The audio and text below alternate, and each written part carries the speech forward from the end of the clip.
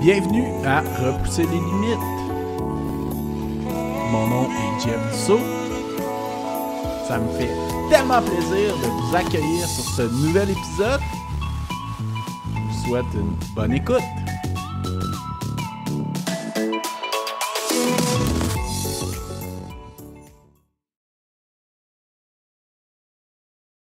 Bienvenue à Repousser les limites. Cette semaine, je suis en compagnie d'un grand guerrier de la course à pied. Il détient 14 finishers du marathon de Boston. C'est un ancien directeur de course d'un ultramarathon de Montréal. C'est un coureur aguerri aussi de course en sentier. Il a terminé trois fois la distance de 100 miles. Il a fait la petite Barclay. Bienvenue sur le podcast Pierre Fauché, puis merci beaucoup d'avoir accepté l'invitation. Merci, ça fait plaisir.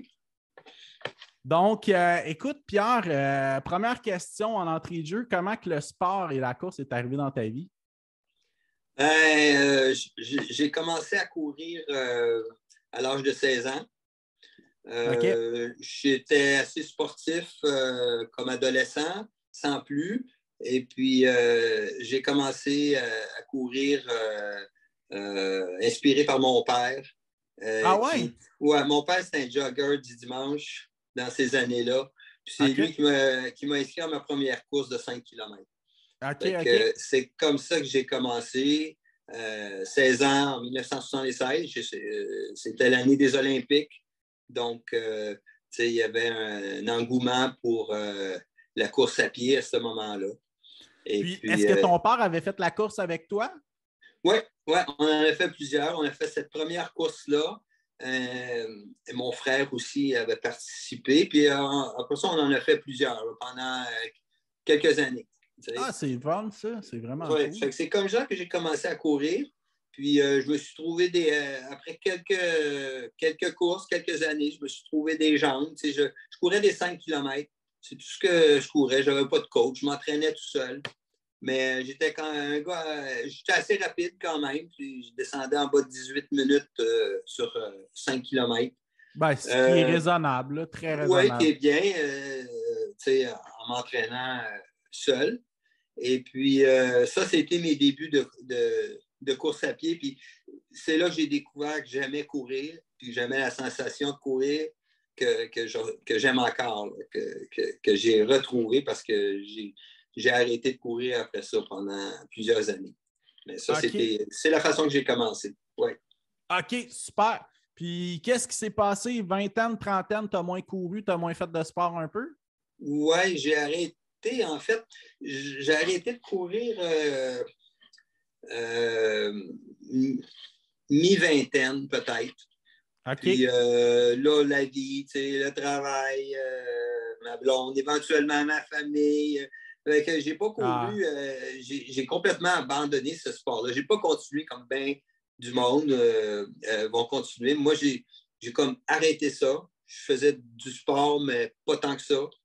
Et puis, j'ai éventuellement pris du poids, pas mal de poids dans ma quarantaine. Puis, j'ai fait après ça là, une remise en forme à 45 ans, 46 ans. Puis là, je suis revenu à la course à pied. OK. Fait que tu as quand même eu une grosse perte de poids, hein? Si je ne me trompe pas, quand tu es revenu en forme. J'avais perdu 65 livres à l'époque. OK. C'est impressionnant. Là. Passé de 205 livres à 140 en l'espace de 8 mois. Puis, wow! 8 mois? Avec une diète aussi, j'imagine? Pas, je mangeais mieux. Mais c'est pas une diète comme telle, là, mais j'ai arrêté de manger je mangeais pas mal de cochonneries, là. C'était pas une diète keto, mais c'était pas du McDo à tous les jours. Et c'est ça. C'est surtout ça. Tu as dit le mot-clé, McDo. Ouais. Puis je me suis juste vraiment dédié à ça là, pendant plusieurs mois où là, j'ai commencé à m'entraîner quelques jours par semaine. Puis après ça, c'est devenu là, 5 fois par semaine, puis 2 fois par jour. Fait que si je comprends bien, quand la course est revenue dans ta vie, elle est revenue pas mal plus intensément qu'elle était au début. Oui, ben, j'étais plus vieux. Fait que là, Ouais. j'ai fait ça quand j'étais gosse, tu sais. Bon, c'était moins sérieux. J'avais la verve d'un jeune de 20 ans. Ouais. Pas vraiment de discipline. Ben, je pense que j'ai probablement pas bien plus de discipline à 60 ans, mais anyway. Ouais, on pourra en reparler plus tard, mais ouais. Mais c'est ça. Quand je suis revenu là-dedans, dans la mi-quarantaine, ben là, j'avais vraiment Plus de maturité, en tout cas. plus de maturité. Puis là, j'avais un autre but, j'avais une autre optique aussi sur la vie, puis aussi sur là, ma santé. Ouais. Puis là, quand j'ai commencé, ben là, j'ai découvert, je redécouvrais, j'ai redécouvert mes jambes, parce que je courais assez vite, mais là, Ouais. depuis des années, je ne courais pas. Puis 20 là, ans peut-être sans courir? oh ouais, facilement, une vingtaine d'années. À un point où, quand je courais pas, je me rappelais quand je courais, quand j'étais jeune, puis le feeling, la sensation, puis que je ne vivais plus ça, puis je me disais, oh, jamais je vais retrouver ça. Jamais je vais retrouver cette sensation-là, parce que pour moi, là, j'étais plus sportif. Et j'ai réussi à revenir à ça, en travaillant fort. Mais il y a sûrement eu un élément déclencheur qui t'a ramené là? Oui, j'ai eu un événement là, à un moment donné dans une vacance là, où j'étais en vacances avec des gens plus jeunes que moi, puis j'ai carrément eu honte. L'orgueil masculin qui est embarqué d'un coup. Oui, ben c'était ça, mais c'était aussi juste un mal, je dirais quasiment euh, un mal d'être. C'est venu me chercher à un moment donné, là, puis là, j'ai eu peur aussi à ma santé. Puis là, je me suis regardé dans le miroir, puis là, j'ai dit, oh, il est où Pierre en forme que je connaissais il y a bien longtemps? Puis là, ça a été un gros wake-up call. Là. Un gros wake-up call. Comme qui arrive, je pense, bien des gens, ça leur arrive. Là. Mais quand ça t'arrive, ça, tu paniques parce que c'est bien beau de dire que tu as un wake-up call, mais là, tu ne sais pas quoi faire. Ouais. Parce que là, tu paniques encore plus parce que là, tu te dis, oh mon Dieu, OK, mais c'est quoi je fais là? Comment je fais pour perdre, laisse faire perdre 60 livres, comment je fais pour en perdre une? C'est la première qui est la plus difficile. Après ça, deux. Mais tu sais, c'est vraiment pas facile.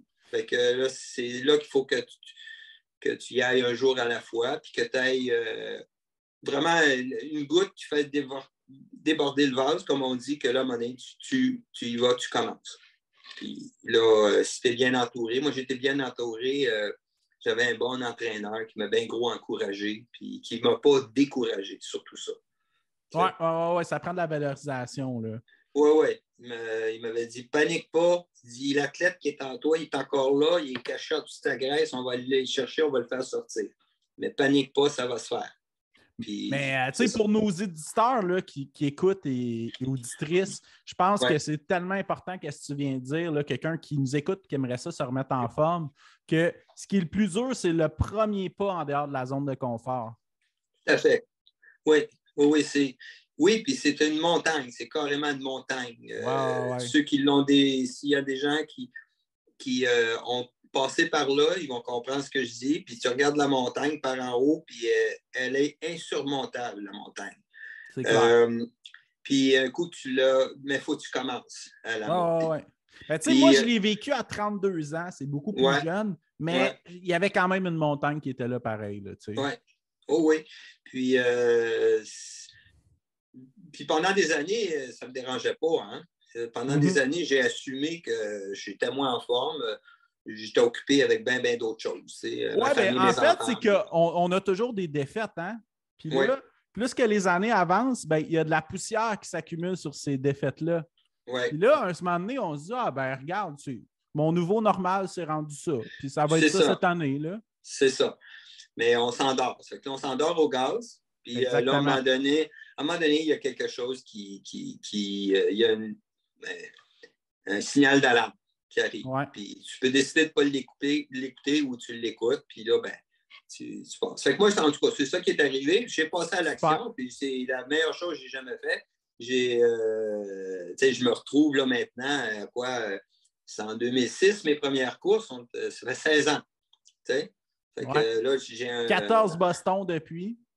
14 marathons de Boston depuis. C'était le 14e il y a 2 semaines, effectivement. Super. Ouais. Bon, ben OK, c'est excellent, ça. Puis, moi, ce qui m'intrigue dans ce parcours-là, c'est qu'est-ce qui a été le game changer du 5 km au marathon et aux longues distances? Jeune, je faisais des 5 parce que c'était simple. Puis c'était aussi des courses qu'on pouvait faire, je pourrais dire, en famille. Mon père ne courait pas beaucoup. Ouais, je comprends. Plus que 5 km, lui, il n'était pas vraiment capable. C'est accessible à tout le monde. Là. C'était facile. Fait qu'on se cassait pas on se cassait pas le bain trop. Et quand j'ai recommencé, quand je me suis remis en forme, là, j'ai commencé à courir plus puis à explorer. Courir. Là, j'avais du fun. Fait que là, j'allais courir. Et puis, tout simplement, en dedans de plusieurs mois où quand je faisais plus de courses à pied, puis je ne pensais pas à des marathons, je ne pensais pas à rien d'autre que juste « je cours ». Puis, par pur plaisir. Par pur plaisir. Ouais. Et une bonne fois, ça, c'est justement, c'est ça qui a fait que j'ai fait mon premier demi-marathon. J'ai couru un 17 km un samedi dans un week-end. J'avais couru 17 km. Puis je suis arrivé au gym le lundi, puis j'ai dit à mon ami qui m'encourageait, puis il faisait des marathons, le gars, puis moi, je le trouvais ça vraiment bon parce qu'il disait qu'il faisait des marathons. Et puis il m'avait dit, t'as couru? J'ai dit, j'ai couru 17 km. Il dit, wow, c'est bon, tu pourrais faire un demi-marathon. Puis c'est là que, à ce moment-là, j'ai dit, ah oui, c'est combien un demi-marathon? Je ne savais pas. Puis, mais c'est comme ça. Puis là, tout à coup, il m'a lancé un défi de m'inscrire à un demi-marathon. Puis là, j'ai fait le premier comme ça. C'est quel le premier demi que tu as fait?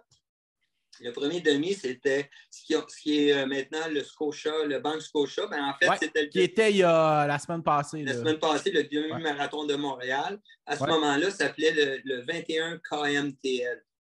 OK. Et c'est en 2006, édition de 2006. Et ça a été ma première course officielle après plus d'une vingtaine d'années que j'en avais pas fait. OK. Ça me faisait rire quand tu disais, tu as dit c'est combien de kilomètres un demi-marathon parce que je pensais, tu sais, il y a des gens qui ne connaissent pas la course à pied puis qui disent j'ai fait un 5 km marathon puis c'est tellement le genre d'affaire qui me fait rire. Là. Oui, les gens mélangent ça ou c'est normal. Nous, on baigne là-dedans tous les jours puis toi, tu travailles là-dedans en plus. C'est ça. Okay. Les gens ne le savent pas puis c'est correct. C'est normal. Moi, je me souviens que tu m'aurais demandé c'était combien un marathon. Je ne le savais pas. On ne sait pas. Puis, là, après ça, on est là-dedans, on lit là-dessus. Puis là, on vient qu'on le sait. Mais au début, on ne le sait pas. Fait que c'est ça qui m'a amené à tout à coup, pouf, juste tomber dans le demi-marathon. Puis j'en ai fait 6 cette année-là. Et 6 dans la même année? 6 dans la même année. Là, j'étais fou.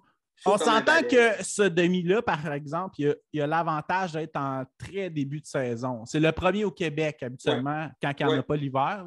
Oui.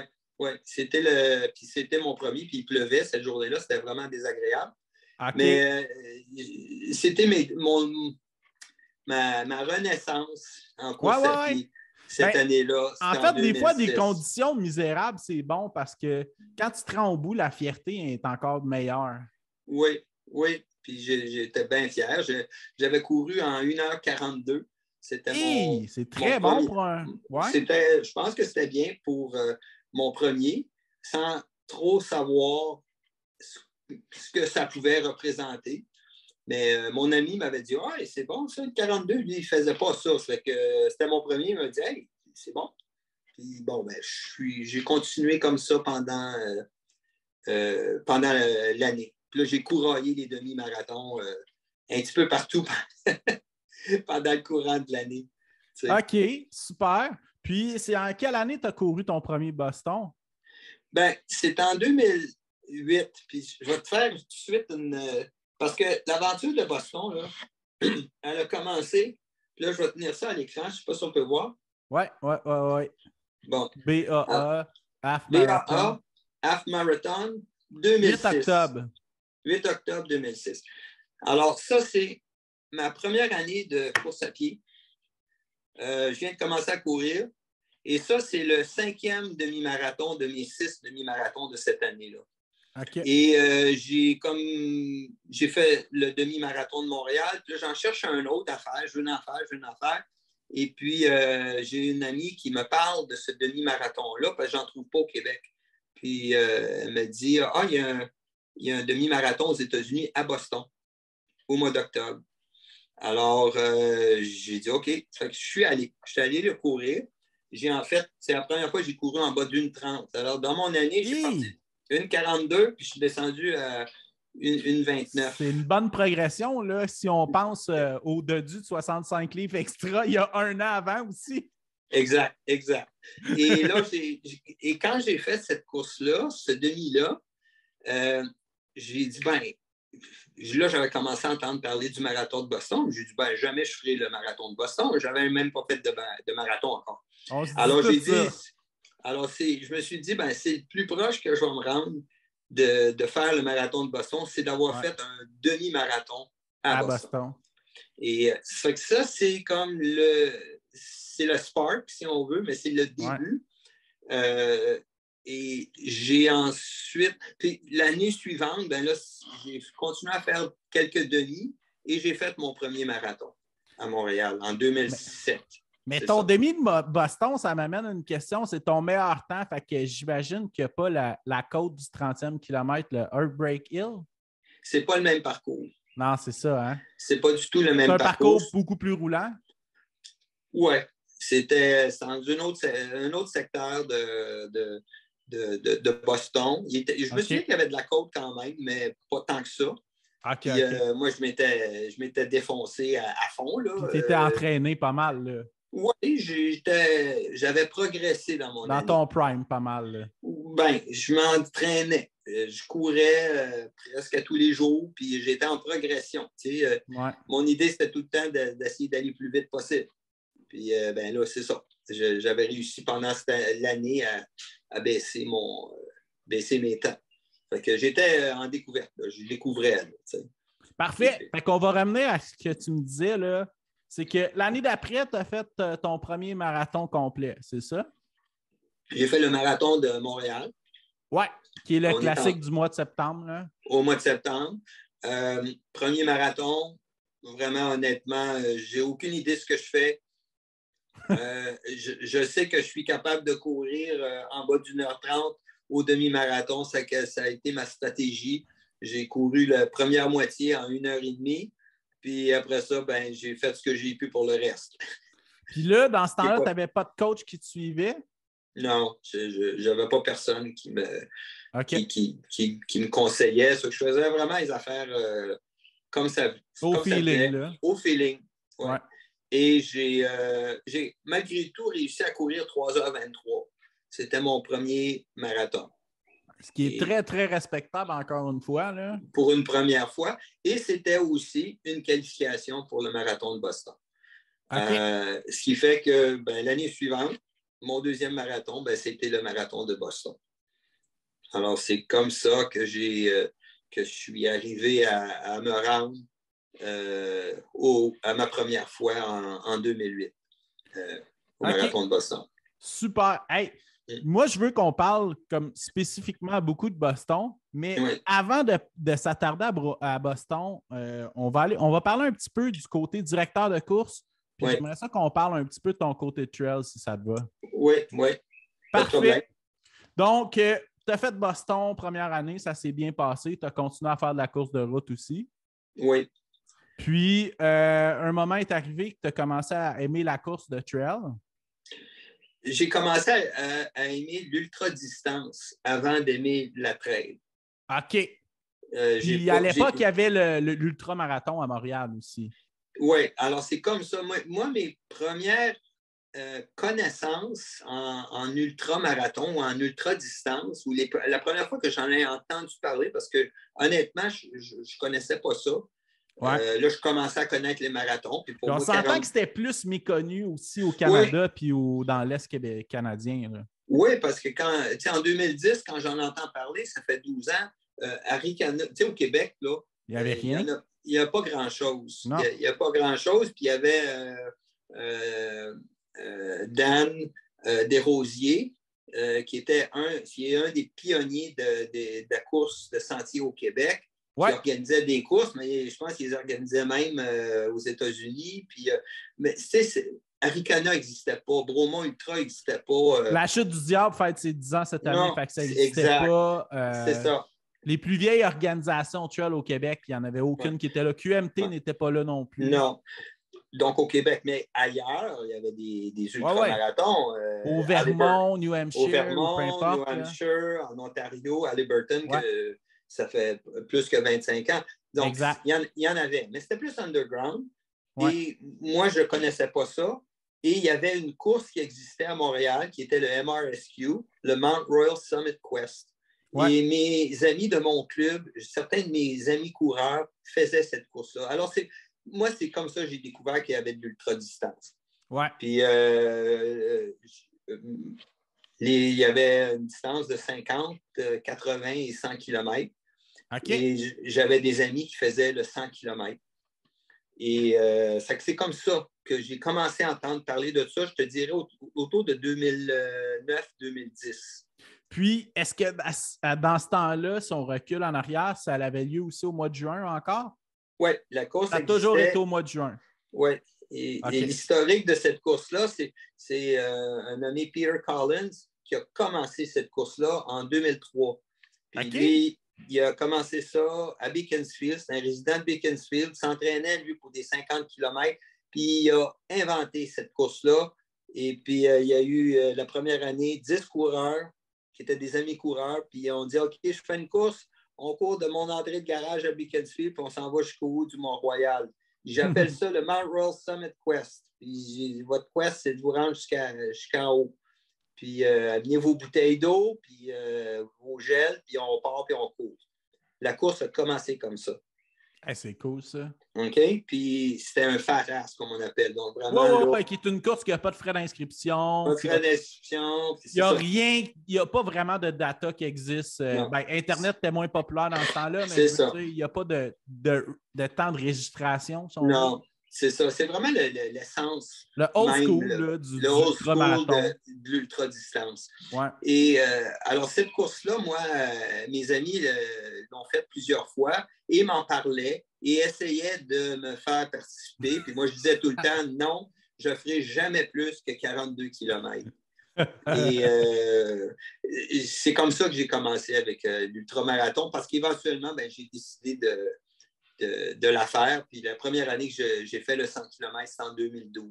Fait que moi, mes premières armes en ultramarathon, je suis tout de suite tombé dans la distance de 100 km après avoir fait un premier 55 km test, si on peut dire, sur le Mont-Royal. OK, super ça. Puis ça, plus tard, qu'est-ce qui s'est passé après ça? Est-ce que tu es devenu directeur de la course ou ça a été la course trail qui est rentrée dans ta vie? Non, je suis devenu directeur de cette course-là la première année que je l'ai courue, en 2012. Ouais. Je m'étais entraîné pour la faire et le directeur l'a cancellé 2 semaines avant. Oh. Alors, moi, je suis venu de l'avant, puis j'ai été déçu. Puis je m'étais entraîné. Et puis, il y avait un autre gars qui s'était entraîné. Là, quand les gens ont su que la course était cancellée, il y en a qui sont allés faire d'autres courses. Ils sont inscrits ailleurs. Et puis, moi, je voulais la faire. C'est que je l'ai contacté. Puis, j'ai dit, je t'ai entraîné, puis j'aimerais ça l'organiser, la faire. Fait que je l'ai pris. J'ai pris ça sous mon aile. Sous ton bras, dernière minute, puis t'as fait... dernière minute. Moi, je prends le call, là. Avec des amis de mon club, on a organisé des ravitaux, puis on l'a fait. On était juste 2 à faire le 100 km. Puis l'autre, c'était Luc Desjardins, qui vient justement de faire un 100 km il n'y a pas longtemps. Puis lui, il faisait son premier 100, puis il voulait la faire. Il n'avait pas réussi à terminer cette fois-là, mais il l'a refait après ça, quelques années par après. C'est comme ça que je suis devenu par défaut directeur de course de cette course-là. Puis là, je suis revenu après ça l'année suivante et je l'ai organisé jusqu'en 2018 finalement. OK. Puis, quand tu as pris le volet en 2013, comme on va dire plus sérieux, plus longtemps. C'est devenu une course plus structurée. Là. Parce que moi, je connais la course de réputation, mais je suis arrivé dans le monde de la course à pied en 2014. Là, fait je sais que je suis un petit jeune pour toi. Non. mais je sais qu'en 2014, c'était une course reconnue, réputée puis structurée. Là. Je suis content de l'entendre dire. C'était. Ce qui est arrivé, c'est que la course était plus, on disait underground. C'était une course qui était du West Island, si tu veux. Au début, elle partait dans le West Island. Donc, les coureurs qui l'ont connue, il y avait beaucoup d'anglophones. C'était pas le monde. C'était vraiment plus anglophone. C'était une autre mentalité un peu. Qu'est-ce que tu as amené, toi? C'est ça. Puis moi, quand je l'ai fait, puis que j'ai continué à la faire, j'ai dit, gars, je vais répandre la bonne nouvelle parce que je trouvais que c'était cool, ce course-là. Alors, j'ai fait un site web.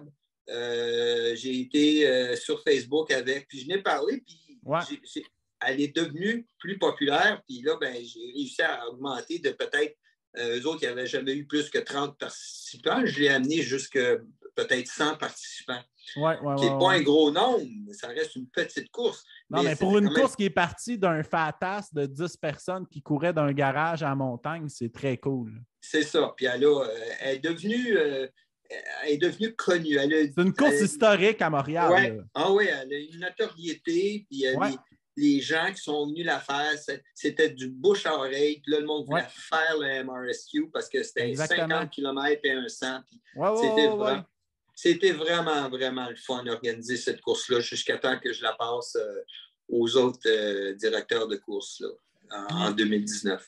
Puis ce qui est le fun, là, moi, c'est que j'ai connu des coureurs de route. À 2014, comme je disais, je suis rentré dans la route. 2015, mon premier marathon, 16, puis je gravitais plus sur la route dans ce temps-là. Puis je me rappelle d'une coureuse qui me disait, moi, je ne veux jamais faire de marathon de route, mais peut-être je vais faire le 50. Puis elle l'avait fait en 2017 finalement. C'est ça. Ça l'a initié des coureurs de route aussi à l'ultra-distance. C'était une façon pour des coureurs, parce qu'un 50 km en trail, souvent, ce n'est pas ton premier trail. Tu vas aller faire un 25, un 35. Ce n'est pas garanti que tu vas aller te taper un 50 en trail. Oui, il y en a qui vont le faire, mais ce n'est pas évident que c'est ta première course de trail.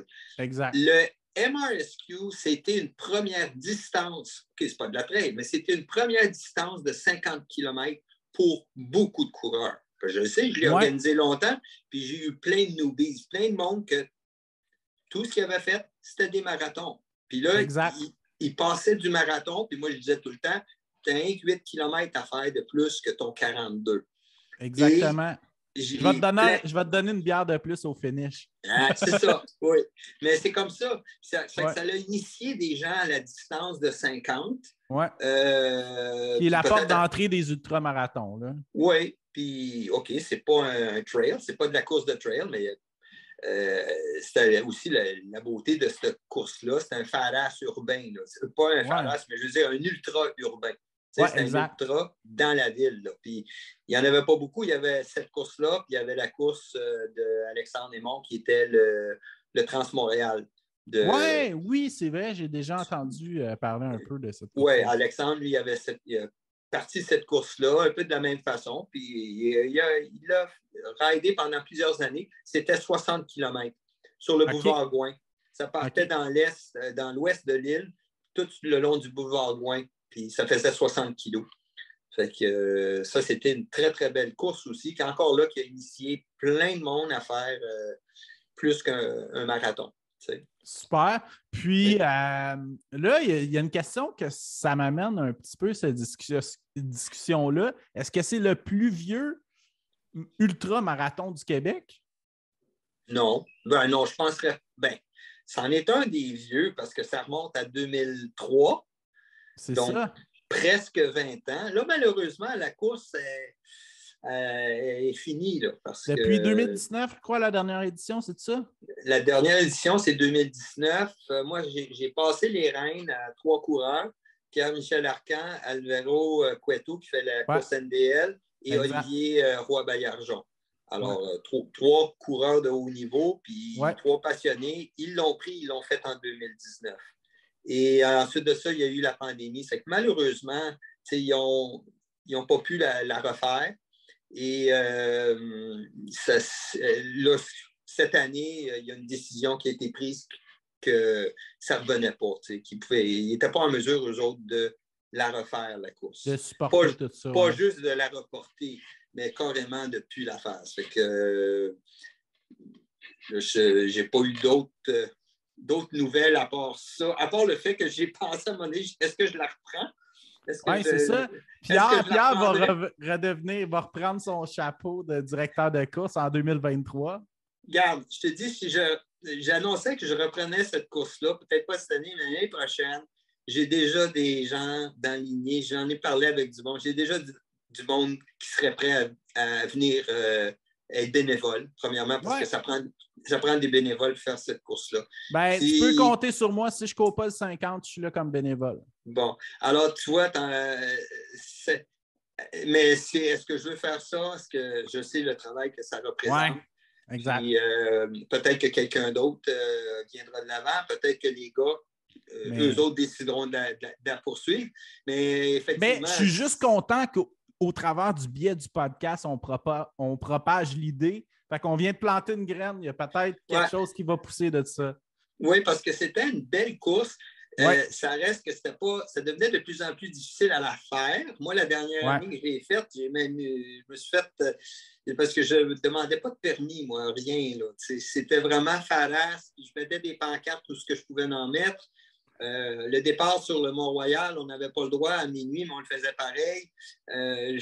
Ah oui, parce que dans le fond, le parc doit être quitté après une telle heure. Oui, à minuit, le parc, il ferme. Ouais. Alors, la dernière année que je l'ai organisé, la police m'attendait en bas puis me posait des questions. Puis il a fallu que je fasse... Que tu te défendes, là? Ben oui, j'avais dit que je ne savais pas qu'on n'avait pas le droit d'être sur le Mont-Royal après minuit. Mais c'est ça. Mais moi, ça a été tout le fun de cette course-là, le côté clandestin de la course. Ah oui, c'est clair. Puis les coureurs qui l'ont fait, ceux qui ont fait le 100 km, de courir la nuit. Écoute, là, cool. Le meilleur exemple que je t'ai parlé avant qu'on parte l'enregistrement, c'est Pierre Lequin. Oui. Pierre Lequin, ça a été une course qui a changé sa vie, là. Oui, parce qu'il était quand même probablement dans les débuts de ses ultramarathons. Exact. Ça a été son premier, le 100 km. Oui, hein? OK, bon. Tu me le rappelles. Puis Pierre, là, au moment que je te parle, je ne suis pas sûr du data à cause de la dernière année qui s'est passée, mais quand je l'ai interviewé l'année passée, Pierre était sur le point d'avoir le record de plus de 100 miles terminés au Québec. Oui. Il était ex-aequo avec une autre personne. Oui. Bien, écoute, la petite course du MRSQ, elle a été une première course pour plusieurs coureurs qui sont devenus des noms au Québec. Bon, Pierre, c'en est un. Il y en a une qui a fait son premier 50 km au MRSQ, qui en ce moment est en train de faire une course de, je pense, 400 km aux États-Unis. Ah, Stéphanie? Stéphanie Simpson. Ben Steph, elle a fait son premier ultra à ma course au MRSQ. C'est vraiment cool, ça. Je m'en souviens. Alors, tu vois, elle a commencé là. C'était son premier 50, puis regarde qu'est-ce qu'elle fait aujourd'hui. Olivier Baillargeon, il a fait le record du 50 km, ça l'a envoyé au championnat mondiaux aux 50 km. Samuel Trudel est allé en Chine. Un solide coureur, ouais. Alors, cette course-là, elle a donné l'opportunité à des coureurs de haut niveau de Puis faire je me des rappelle choses. que Johan l'avait fait aussi. Johan Rock. Non, il ne l'a jamais fait. Non? OK. Non. OK. Je mélange peut-être deux histoires avec quelqu'un d'autre. Non, il ne l'a jamais fait. Je suis sûr qu'il avait peut-être l'intention. J'ai dû certainement l'inviter, ça n'a pas donné. OK, Mais, OK. Il y a Johan Trimaille, par contre, qui l'a fait. OK. Ben, d'abord, Johan en a parlé dans une conférence que j'ai assistée. Oui, probablement. Puis, OK. il y a une année, j'ai donné son livre, son premier bouquin qu'il avait fait. C'était un des prix de présence que j'avais à la course. Ouais. OK, super. Ouais. Fait que c'est ça. Cette course-là, elle a fait courir plein de monde, puis du monde qui sont devenus des coureurs plus élites, mais en même temps, toutes sortes de monde qui sont venus se dépasser. Fait que, ouais, c'est ça. Super, très, ça. très beau souvenir de cette course-là. Puis par curiosité, là, le premier organisateur, est-ce qu'il est encore dans le monde de la course à pied? Oui, Peter, probablement. Ça fait des années que je l'ai vu. C'est un fou, ce gars-là. C'est un gars qui fait du... Ah, écoute, il n'y a rien qui l'arrête, rien à son épreuve. Il fait entre autres, c'est un parachutiste chevronné qui fait du base jumping. Il a quasiment perdu la vie dans un de ses sauts qu'il a fait, d'ailleurs. Fait que, ouais, ça fait des années. Il se promène partout. Il est vraiment cool, ce gars-là. OK. Puis, regarde, peut-être que si je le contactais demain, je dirais Hey Peter, let's do this race again, il embarquerait. Fait que, on ne sait jamais. OK, super. Ça, ben, écoute, c'est bon. C'est intéressant comme discussion. Puis, juste d'en parler, moi, ça me donne le goût de la faire. Oui. Bon, ben, excellent, ça. Fait que, au travers de ton chapeau aussi de directeur de course, il y a la course en trail qui est arrivée dans ta vie aussi. C'est arrivé comment ou juste ta première course en sentier? La course en sentier, c'est arrivé en 2015. Et justement, là, à ce moment-là, je suis directeur de course du MRSQ. Je fais mes armes Le MRSQ, je l'ai couru 3 fois. Puis là, à un moment donné, j'ai arrêté parce que je ne pouvais pas courir et organiser la course. Ouais. Et en 2015, j'avais jamais fait de sentier à part d'aller courir à Saint-Bruno une couple de fois. Je n'avais même pas de souliers de trail. Et en 2015, mon ami Anatoly Rosk, qui est mon mentor, je peux dire mon mentor de trail, Anatoly. Qui est quand même légende underground. Oui, c'est le Mad Russian. C'est un gars que j'ai connu en 2011 pendant le marathon de Montréal. Ouais, on est devenus amis en courant le marathon. Ah, et ça, c'est cool. Ça a des vrais liens de... On est devenus amis, là, instantanément. Au 10e kilomètre, là, on était déjà des chums. C'est fou. Cool. Et puis, on a resté amis. Et lui, ben, en 2000, là, lui, il s'est mis à faire de l'ultramarathon dans ces années-là. On ne se voyait pas vraiment souvent. Moi, je faisais mes marathons, je faisais les MRSQ. Ben, Anatoly aussi, il faut dire qu'il habite en Ontario. Oui, il était à Lancaster. Ça fait que, on se voyait, quand on se voyait, il venait faire un tour, tu sais, puis on se voyait peut-être 1 ou 2 fois par année. Et au début de 2015, il m'a envoyé un courriel, puis il dit Pete, il dit, je veux que tu me payes pour le Eastern States. Je fais le Eastern States cette année, puis j'ai dit j'ai besoin d'aide. Ça fait qu'il dit tu vas me pacer. J'ai dit ben voyons donc, je fais pas ça de la trail. Il dit c'est quoi la distance? Il dit 80 km. Il dit ouais. Non. On va juste pour mettre dans la tête des auditeurs aussi, c'est que le Eastern State, c'est un parcours particulièrement difficile et technique. C'est un des toughs. Il y en a qui disent que le Bromont Ultra, c'est le 100 miler le plus difficile dans l'Est, c'est comme au Québec, mais aussi dans l'Est du pays, peut-être même aux États. Mais le Eastern States, là, qui est en Pennsylvanie, là, est aussi difficile, sinon plus que le Bromont. C'est un tough. De ce que je connais de réputation, il est plus difficile, ouais. Oui, il est tough. Alors, lui le faisait, avait besoin d'aide. Il me dit entraîne-toi, il dit j'ai confiance en toi. Parce que moi, quand j'ai dit je ne peux pas faire ça, il dit j'ai pas de problème. Il dit je suis sûr que tu es capable, fais juste t'entraîner. Et je me suis entraîné pendant après Boston. J'ai fait mon Boston. Et ensuite de ça, j'ai commencé à faire de la trail. Je me suis acheté des souliers. Il t'a dit ça au mois d'avril et la course est dans le coin de juillet à août, je crois. Oui, il m'a dit ça peut-être quelques mois d'avance. Oui, au mois de février, je dirais. Dans l'hiver, puis ça a germé, puis finalement, j'ai dit oui. J'ai dit OK, je vais le faire. Et puis là, on a passé l'été à courir ensemble. Là, il est venu à Montréal, puis on est allé au Mont-Tremblant, puis on s'est mis à faire de la trail. Puis je suis allé dans son coin, on est allé à Gatineau. Puis là, j'ai passé tout l'été à faire de la trail que je n'avais jamais fait. À découvrir un nouveau sport. À découvrir, à m'acheter ma première paire de Speed Cross. Que j'avais acheté à la maison de la course, puis m'acheter éventuellement une gourde, rien. Ouais. C'est un autre monde, là, la trail. C'est tellement un autre monde parce que tu n'as pas le choix d'être en vraie autonomie. Oui, fait que là, j'ai découvert ça. Ouais. Quand tu es dans le bois pendant 1 heure ou 2 là, de civilisation, tu n'as pas le choix d'être autonome. Là. C'est ça. Puis j'ai découvert ça cet été-là. Il y a eu Anatoly, mais il y a aussi d'autres coureurs que j'ai rencontrés, que j'ai commencé, parce que je connaissais du monde qui faisait le MRSQ. Fait que là, je commençais à poser des questions. Puis là, il y en a qui allaient s'entraîner à Prévost, au Parc des Falaises.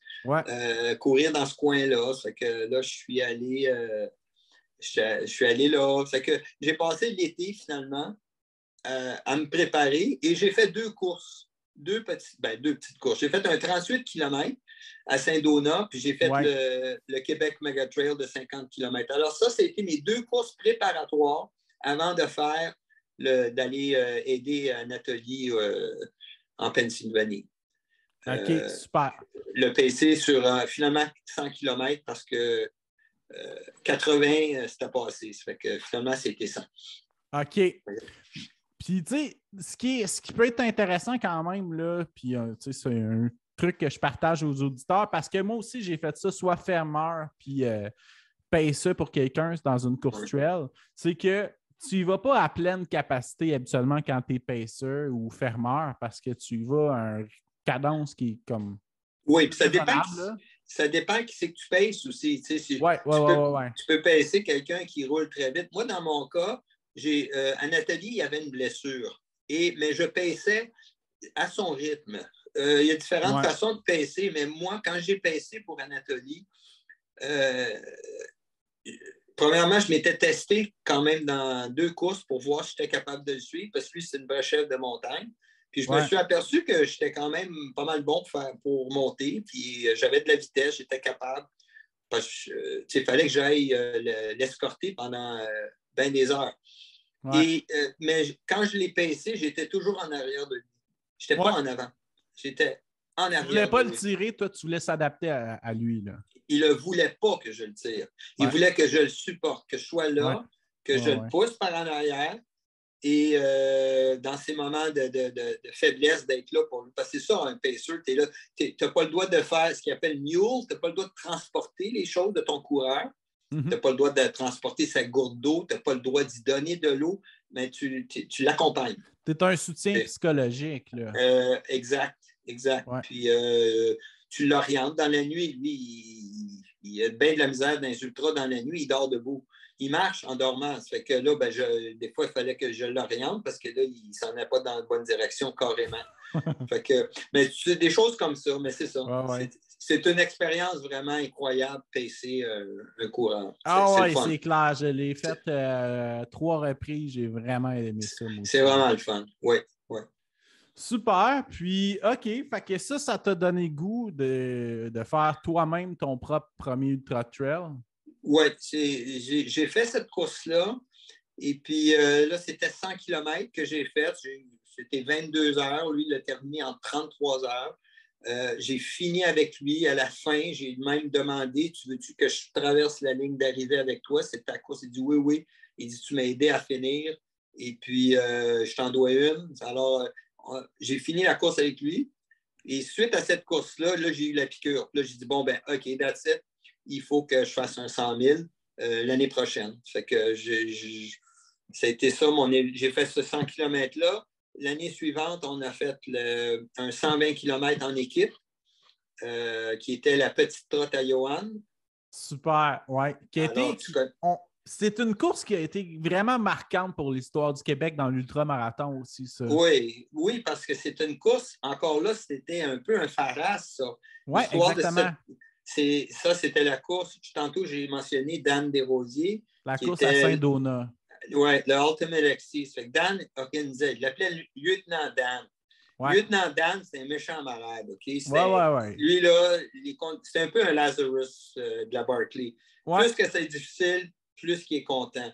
Exactement. Alors, lui, il organisait le Ultimate XC, puis il y avait une distance de 60 km. Et une année, Johan Rock et 5 autres coureurs, dont, si je ne me trompe pas, Pierre Lequin. Oui, Pierre était là, oui. OK? Et il était 6 coureurs d'ultra-trail qui avaient tous fait des 100 milers, puis qui ont dit à Dan, nous autres, on veut faire ta course, mais 2 fois. On va faire un aller-retour. On va partir plus tôt. On va faire 60-60, on va faire 120. En équipe. Pas à ce moment-là. Ah, OK, parfait, c'est bon. La première année, ils sont partis tout seuls. Puis, justement, ce qui est arrivé, c'est qu'il y en a seulement qu'un qui a fini. C'est Johan.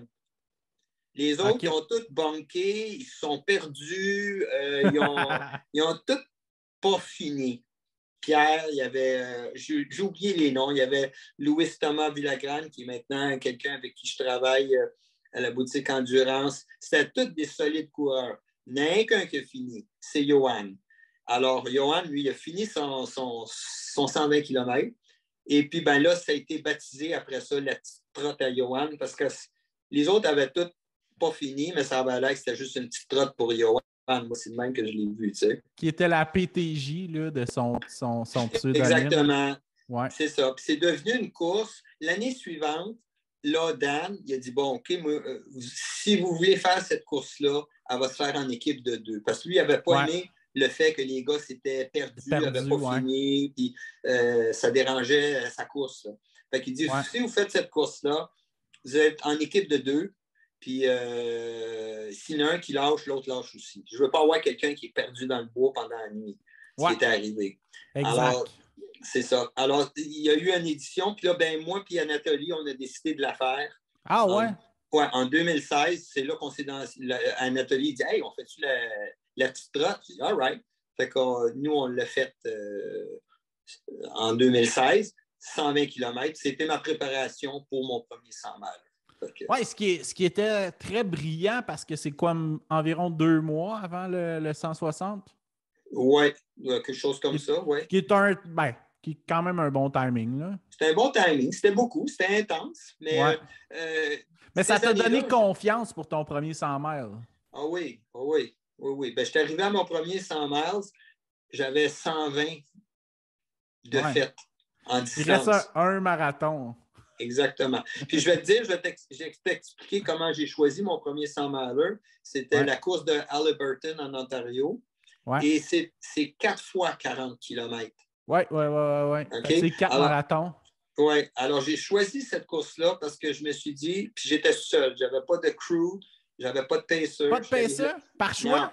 Non, ben, je n'avais pas. Je n'avais juste pas. Anatoly n'était pas intéressé à ce moment-là. Puis, je suis parti tout seul. J'ai fait cette course-là. Comme un grand. Mais ce que je veux dire, ma question, je vais changer l'angle, c'est plutôt, tu n'avais pas d'intérêt à avoir de pacer, tu voulais le faire tout seul pour toi ou tu n'as juste pas demandé à personne, tu as dit je fais ça tout seul? J'ai pas demandé à personne. OK. Oui, ça aurait été bien, j'imagine, mais je n'ai pas demandé à personne. Puis j'ai dit quand je vais la faire, je vais rencontrer d'autres mondes, ça après. Puis parfait. Mon idée, parce que faire 4 fois la même affaire, c'est un peu plate. Tu sais. C'est out and back, 40. Mais pour moi, ça me sécurisait parce que je me disais, je vais faire le premier 40, puis quand je vais revenir, je vais avoir la moitié de fête. Je vais revenir à mon char, me changer. À ton stock. À mon stock. Je vais repartir, faire un autre 40. Puis quand je vais être rendu à 120, à l'autre bout, je n'aurai pas le choix que de revenir si je veux revenir à mon auto. Parce que je vais être pogné à l'autre bout. Alors, c'était ça ma stratégie. Puis, je me suis dit, quand j'en aurai 120 faites, il en restera juste 40 à faire. Tu sais? Puis ce qui est un bon plan, mais qui peut être risqué rendu à 80 pour dire que tu ne repars pas, mais bon. Mais je suis reparti. Je n'ai pas resté longtemps à mon char. C'est ça, j'allais dire. Tout est une question de mindset. Si tu dis je me rends au bout ou je me rends minimum à 80, ben ça peut changer les données beaucoup. Là. J'avais toujours retenu quelque chose que Johan Rock avait dit dans une de ses conférences sur l'Ultra Trail. Il dit, il y a tellement de raisons, puis il y a tellement de moments que tu vas arrêter puis tu veux lâcher dans un ultra-trail de longue distance. Là. Ouais. Il dit surtout quand tu arrives dans un ravito ou tu arrives à une place où tu peux débarquer. Tu arrives, la course fait un loop, elle revient au campement principal. Oh mon Dieu, c'est donc tentant d'arrêter. Il dit, arrête pas, il ne faut pas arrêter. Si tu es au ravito et tu as le goût de lâcher, mange, puis continue un autre 50 mètres, un autre 100 mètres. Puis repense à ton idée de peut-être lâcher. Mais là, tout à coup, tu vas te dire, OK, je vais continuer. Mais si tu arrêtes au ravito, tu t'assois au ravito, puis ta tête, elle lâche, puis elle décide. C'est le début de la fin. C'est le début, tu ne peux pas repartir. C'est ça. Et c'est vrai. Fait qu'il faut qu'à un moment donné, tu te battes puis que tu partes. Fait que c'est un petit peu ça. Fait que moi, quand je suis arrivé à 120, ben, j'ai changé mes bas, puis j'ai dit OK, let's go, on repart. Puis je l'ai fini. Super. Puis quand tu as terminé à Liberton, tu t'es dit, je veux refaire un autre 100 000. Qu'est-ce qui s'est passé rendu là? Ah oui, là, j'ai dit, je vais en faire un autre. T'es tombé dans le bain, là. Oui. Et puis là, ben, c'était la Eastern States. Ouais. Parce que là, j'ai vu que je pouvais, que ça serait le fun d'aller faire cette course-là. Ça, c'est en 2017. Ouais. Et là, par contre, là, j'ai appelé mon chum Anatoly. Puis là, j'ai dit, You owe me one. Puis là, il n'a pas hésité une seconde. Ah ouais? Il dit, je suis là pour toi, let's go. Il dit, je vais te pacer les 100 km que tu m'as pacé, je vais te les pacer. Super. Et c'est ça. C'était ma plus grosse année de course à pied en 2017. J'ai fait mon record personnel au demi-marathon cette année-là. À 57 ans, j'ai fait une 24-11. J'ai fait mon marathon de Boston le plus rapide aussi. Alors, ouais. j'étais vraiment en feu cette année-là. C'est une année que j'ai fait 6000 km de course à pied. Ouais. Alors, c'était une grosse année. Et la Eastern States, ben là, c'était sur mon horaire. Et aussi ma première Barkley Fall Classic. Fait que c'était une grosse année. Parlant de la Barkley Fall Classic, on va sauter là tout de suite, je crois. Tu es le premier. Là, juste tout le monde entend la Barkley puis pense que c'est la Barkley du documentaire de 40 coureurs. Mais non, c'est pas ça. C'est la petite Barkley. C'est la petite Barkley qui est une version très allégée de qui passe par les endroits légendaires. Oui. Mais qui est seulement une loupe. C'est une loupe, c'est même pas une vraie loupe de la grosse Barkley, mais ça ressemble. Qui est flaguée aussi, hein? Je crois que c'est quand même un parcours... Oui, elle est balisée un peu. Balisée à la Lazarus. Oui, un peu balisée comme moi, je balisais le MRSQ. C'était facile de se perdre au MRSQ. Fait que c'était un petit peu la même chose avec la Barkley Fall Classic. Et encore là, c'est mon ami Anatoly qui m'a amené dans cette folie-là parce qu'Anatoly, lui, a découvert cette course-là. Il a en fait découvert la Barkley des années auparavant. C'est un avant de nos que ça amis. devienne populaire. Oui, était vraiment underground. C'est mon ami Alan Miller, qui est un très bon coureur. Il a 63 ans. Alan vient d'établir le record du Québec au marathon l'année passée. Il a couru 3h04 et 50 à 63 ans. Wow. Alors, c'est un solide coureur, Alan, et un de mes grands amis. Et en 2012, je pense, on courait avec Anatoly, on faisait un long run. Puis Alan nous a parlé de la Barkley dans un long run. Pendant un long run, il nous a raconté qu'il avait lu quelque chose sur une course de malade au Tennessee avec un gars qui a une barbe, une cigarette, puis des livres. Puis là, il nous a raconté pendant 1 heure de temps cette course-là ni Anatoly ni moi connaissait. Ouais. Et puis, au bout de ça, moi, ma réaction, c'était, c'est bien cave, ça, cette course-là. Qui c'est qui fait ça? Puis Anatoly, lui, c'était le contraire. C'était, oh my God, I want to do this. Ouais. Fait que lui, il a commencé à s'intéresser. Et puis, ça l'a amené à faire la BFC la première année qu'elle a eu lieu. Puis la première édition de la BFC, c'est 2016, c'est ça? 2014. Peut-être qu'il n'a pas fait la première année, peut-être qu'il a fait l'année dans les premières, là. Oui, parce que là, Anatoly en a fait 6. On a fait 6 de suite, alors que moi, j'en ai fait que 2. Mais quand même. Super. Oui. Donc, là, je tiens à mentionner que tu es le premier finisher de la petite Barkley au Québec en 2017, incluant mon ami Mario Villemur aussi. Oui, exactement. Mario, qui est le directeur de course de la Chute du Diable. est Exactement. un très bon coureur. Qui est aussi. un vétéran de l'Ultra-Trail québécois. Un Là. vétéran de l'Ultra-Trail qui a fait des grosses courses, il a fait des grosses Au affaires. Yukon. Au Yukon. Là, il est au Yukon en ce moment, je pense. Oui, Mais avant exact. ça, hein, il a fait des grosses affaires. Et en 2017, je ne sais même pas si on savait qu'on était inscrits tous les deux. Peut-être que oui, mais on s'est rencontrés sur le haut de la fameuse côte Radja. Oh, qui est une des places légendaires. Là. Une des endroits légendaires de la Barclay, puis tu fais la Radja quand tu fais la BFC. Et puis, on s'est vu là sur le top de la montée à un moment donné. Lui, s'était perdu. Il avait suivi un groupe, puis il s'était perdu, puis il a fini. Mais on l'a tous les deux fait et on l'a tous les deux complété. Alors, on a tous les deux eu le prix pour la BFC, c'est la Croix de Barque. Alors, c'est une médaille qui est comme une médaille d'armée, mais avec l'effigie de Laz dessus. C'est un clin d'œil. Et c'est une. Tu me demandais tantôt, je pense que ça, c'est ma médaille, une des médailles que je suis le plus fier quand même. Puis elle est inusitée aussi comme médaille parce que c'est comme tu es allé à on la la guerre. voit en fait en arrière, est encadrée. Oui. Ceux qui regardent en vidéo, là, on Ouais, la voit ça ici. ici, là, c'est ça. Vous voyez un cadre, là. Le cadre vert. Là. Le cadre vert, puis la médaille est dans ce cadre-là. Et puis, c'est ça. Ça fait qu'on était les deux premiers Québécois à la faire et à la compléter. Puis, on est retourné. Moi, je suis retourné. Je ne sais pas si... je ne me souviens pas si Mario est retourné.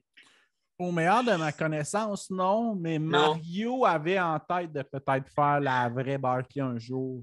Oui, probablement. Mais c'est sur la glace, je crois. Oui, puis ça reste quand même... oui, c'est le fun de penser à faire ça. Moi, c'est sûr que j'aimerais possiblement m'essayer là-dessus, mais on l'a mentionnait en pré-entrevue. C'est au mois de mars, la Barclay, puis moi, je fais Boston tout le temps, ça fait que... Ouais, puis des fois, ça donne même plus tard, le début avril, fait que c'est très, très proche de Boston.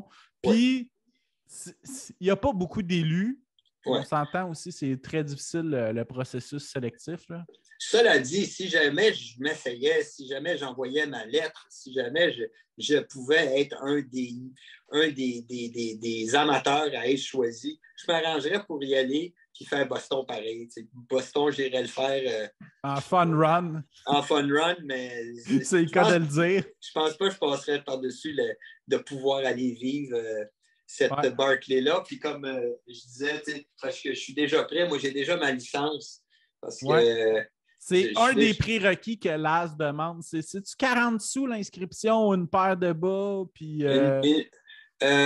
ça change à chaque année, je pense. Hein? Une pièce et demie, un paquet de cigarettes, puis une licence. Puis il faut que ce soit une licence d'où tu viens. Puis moi, ça, c'est ma licence du Québec.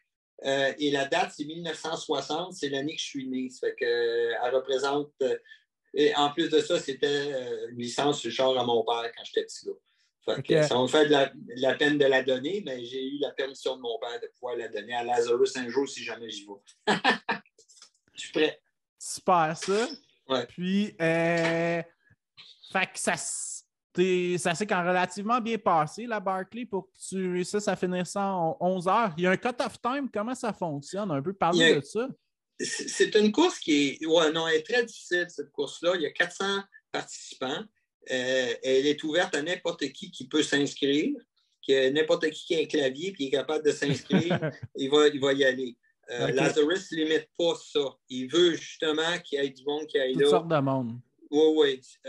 Et ensuite de ça, mais tu as des gens qui arrivent là qui veulent être top 10. Je pense à Cédric Chavannes l'année passée qui est allé et qui voulait faire même pas top 10, il voulait finir premier. Cédric, c'est un des bons coureurs de trail au Québec qui a gagné la Gaspésia 100. Puis je pense qu'il va se reprendre. Parce que si tu finis premier à BFC, ben, tu as un golden ticket pour aller faire la Big Barclay. Alors, OK. Oui, les deux premiers hommes-femmes peuvent aller faire la Barclay. Mais c'est une course qui est 50 km à peu près, mais qui est très difficile, les montées, les descentes. Il y a des sections de trail qui sont parmi les plus belles trails que j'ai jamais courues, parce que tu cours dans le Frozen Head Park, qui est un parc national. Il y a des trails qui sont écœurants. Le seul problème, c'est que quand tu es côte, tu es complètement pété, tu sais. Mais il y a des sentiers vraiment, vraiment très, très beaux à courir, du roulant, du single track. Ouais. Il y a du technique, des montées. Mais les montées et les descentes, c'est ça qui te tue. C'est ça c'est tellement à pic, hein?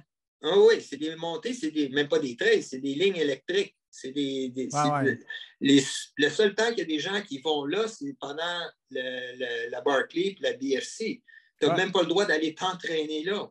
Puis Laz le dit, allez pas vous entraîner là, on n'aura plus le droit d'y aller. C'est pas des trails. Donc, quand tu fais ça, là, c'est pour ça que ça finit que ça prend.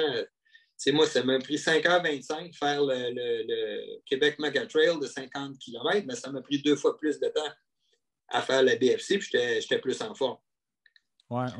Alors, tu sais, c'est ça. C'est une course qui est très. Puis je pense que Cédric aussi l'a découvert l'année passée, mais je pense qu'il était perdu lui aussi. Donc, quand tu es meneur de course, là, puis c'est facile de se perdre. Puis lui, il s'est perdu. Donc, écoutez, perdu, là, t'es mal pogné avant de reprendre ton chemin. Surtout quand on connaît l'histoire originaire des ancêtres de la Barclay, qui est le prisonnier qui s'est perdu dans un terrain. Oui, exactement. C'est ça. Alors, la course, elle est difficile. C'est vraiment, vraiment le fun parce que ça te permet de vivre une partie de l'expérience de la vraie. Une partie de l'expérience de la vraie. Tu cours dans la prison. Brushy Mountain Prison, c'est la prison. Tu passes dans le tunnel de la prison aussi, qui est une ancienne prison, là. Oui, c'est la prison où le gars qui s'était sauvé, c'est dans cette prison-là qui était. Alors là, c'est maintenant une prison désaffectée, mais c'est un peu comme un musée. La prison est là. Puis tu passes, à un moment donné, tu cours, puis tu passes devant les cellules, tu vois les portes toutes rouillées, puis tu passes par-dessus le mur, un mur de prison, tu passes par-dessus avec une échelle. C'est trippant, là. Tout ça, ça fait partie du jeu. Ouais. Mais ça reste que il faut se rendre. Puis tu as des cut-offs. Que si tu ne parviens pas à faire les cut-offs, ils vont te sortir de la course. Ouais. Puis de mémoire, tu te souviens-tu c'est quoi le cut-off final? C'est 13h20. Ce qui est quand même... Oui. Et tu as plusieurs cut-offs. Des cut-offs qui font que tu vas te faire retirer avant même de faire Radja. Là. Il y en a beaucoup, beaucoup qui ne se rendent pas là ou qui meurent tout simplement en essayant de la monter. Radja. Dans Radja, là, ils sont obligés d'aller les sortir de là parce qu'ils sont pognés là et ils sont plus capables de monter puis de descendre. Mais un coup que tu as passé ça, puis tu arrives à l'avant-dernier cut-off, qui est le plus important, tant qu'à moi, c'est de se rendre jusqu'à Lazarus. Puis ça, tu as un maximum, je pense, autour de 9 heures pour te rendre jusqu'à lui. Quand tu te rends à Lazarus, en dedans de ce temps-là, c'est qu'à ce moment-là, tu peux continuer la course. Si tu ne continues pas la course, tu sens que tu n'es pas capable, bien là, tu prends ce qu'on appelle Quitter's Road, la route des lâcheux. Ouais. Et puis là, tu t'en vas, puis tu vas avoir ce qu'on appelle un marathon finish, qui pour moi n'est pas, je veux dire, c'est un DNF, dans le fond. Ah ouais. OK? C'est un DNF politically correct, là. Oui, honorable quand même. Ça reste que c'est un DNF. Puis la médaille, c'est une médaille d'armée, mais c'est comme une médaille de chien autour du cou. Là. C'est un petit peu comme, tu sais, ça vaut ce que ça vaut. Alors, si tu décides de continuer, ben là, c'est le point de non-retour. Alors, quand tu décides de continuer, Lazarus est là. Il t'attend à ce point-là. Et puis là, il te parle, puis là, il dit, OK, es-tu prêt à continuer? Il pose la question. Moi, il m'avait dit, Are you ready to rock and roll? Je dis, Yes. Il m'a dit, OK, tu mets ta lampe frontale, puis tu pars. Et là, tu vas finir la course. Puis tu auras un autre dernier cut-off avant de finir. Alors, c'est ça qui est le concept de la course. Puis quand tu enjambes à ce point-là, quand tu passes Lazarus, puis que là, lui, il dit vas-y, bien là, tu finis ou tu finis pas. Puis à partir de ce moment-là, si tu lâches, bien là, tu n'as pas rien. Tu n'as pas le marathon. Tu n'as pas fini. OK. Non. Puis la dernière section est très difficile ou quoi? Elle n'est pas si tough que ça, mais tu es tellement fatigué. Tellement Oui, elle pété, est tough. il fait noir. Il y a encore beaucoup de techniques. Il y a encore ouais. des passes, mais tu n'as pas les grosses côtes. Quoique, ils changent le parcours des fois. Mais non, ce qui reste, c'est. Je me souviens même, la distance, il te reste peut-être un 10 kilos, là, plus ou moins. 10, 12, 15 kilos peut-être à faire, ouais. mais qui est tough. Qui est tough. Puis, qu'est-ce qui t'a marqué le plus de la course, là, toi? C'est-tu la Radja? Là, que moi, c'est Mario qui m'avait parlé de la Radja, en tout cas. Oui, Radja, Radja, c'est parce que c'est comme des rosiers, mais c'est des grandes plantes. Ils ne sont pas arrangés. Là. Non, écoute, c'est des grandes épines, comme des épines de rosier, mais d'à peu près un demi-pouce de long. Alors, quand tu passes là-dedans, tu te fais coupailler. J'ai souvent partagé sur Facebook mes jambes puis mes bras toutes coupaillés, qui, quelque part, ça fait partie du jeu. Ouais. Il y en a qui vont amorcer cette ascension-là, puis ils vont se mettre des pantalons ou même des sous par-dessus, mais tu crèves s'il fait chaud. Ouais. Autant qu'il y en a, comme moi, la deuxième année que je l'ai fait, j'ai fait exprès pour ne pas me protéger les jambes. J'ai dit, moi, je vais à la guerre aujourd'hui. Puis, parce que la première année, je m'étais mis des bas, comme des bas de compression pour protéger mes mollets. Alors, je m'étais graffiné les genoux, les cuisses, mais pas les mollets. Mais la deuxième année, je suis allé all-in, puis j'ai passé dans le hachoir, pas à peu près. OK, super. Puis, c'était comment ta rencontre avec Lazarus? Là, il a tellement la réputation d'être un personnage unique dans le monde du trail. Il est bien sympathique, c'est un personnage. Les gens sont là pour prendre une photo avec. Il est très accueillant. La soirée avant la course, il signe des autographes, il prend des photos. Moi, j'ai des gants que je m'étais fait avec un dessin avec son visage. On les voit en plus. Oui, c'est ça. Oui, puis ils sont signés de Lazarus. Il me les a signés sur les doigts. Ah oui, je vois que c'est écrit BFC en plus. Oui, c'est ça. Ça, c'est un dessin que j'ai fait au Sharpie la première année, avant la course. Puis, les gants, je les ai portés les 2 fois que j'ai fait la course. Ça te prend des gants parce que sinon, tu te maganes les mains. Là. Ça fait que tu as besoin des bons gants de cuir pour certaines sections de la course, notamment Radja. Oui, mais c'est parce que, tu sais, on s'entend que les gants peuvent te sauver si tu as des climbs à pic à faire ou des descentes. Oui. Puis c'est pas une place que, tu sais, tu peux pas te vider de ton sang de trail non plus à un moment donné, là. Tu saignes, mais comme je dis, ça fait partie un petit peu de l'expérience spéciale. Là. Exactement, de faire cette course-là. Puis, après la course, le monde, ils mettent leurs photos de jambes assurées parce que ça fait partie. Il faut être coureur, il faut aimer ça pour comprendre ça. Moi, quand je suis revenu de cette course-là, ma femme, elle ne comprend pas là, pourquoi je fais ça. Là, c'est clair. Je suis revenu toute graffinée. Elle dit, My God, qu'est-ce qui t'est arrivé? Fait que, ça fait partie du fun, tant qu'à moi. Super. Fait que là, tu nous as parlé d'Ali Burton, tu nous as parlé du Eastern State. Oui. Barkley Falls. Puis, c'est quoi le 3e 100 miles que tu as fait? C'est le Cape San, Nouvelle-Écosse. Ça, c'était en fait ma dernière course de trail parce que là, 2019, on était plusieurs Québécois à y aller. Ouais. Parce qu'elle était nouvelle, cette course-là, puis elle s'est remplie bien rapidement, puis on était un bon contingent du Québec. Il y avait des bons coureurs, puis tu avais Pierre-Michel Arcan, qui est un bon coureur de trail. Il a fini 2e. Oui, moi, je me rappelle d'Éric Côté qui était là, qui est son seul 100 miles qu'il a fait. Oui, il y avait Thomas Duhamel. Ouais. Il est un très bon coureur aussi. Il est à Québec maintenant. J'avais un des copropriétaires de la Maison de la course, Frédéric Vien. C'était son premier 100 miler. C'est qu'on était un petit groupe ensemble comme ça. C'était une belle course. Je l'ai eu très difficile, celle-là, parce que ça a été tough, mais je l'ai fini debout en courant, mais elle a été vraiment difficile. J'ai eu j'ai eu un problème de nutrition pendant cette course-là. Ma nutrition n'a pas bien été. Et puis à partir de 100 km, je n'étais plus capable de manger ni boire. Puis les paris étaient ouverts à chaque ravito que je faisais pour savoir si j'étais pour finir, tu sais. Mais je l'ai terminé. Elle était tough. C'est que ça, c'était mon dernier 100 000. J'avais 59 ans quand je l'ai fait.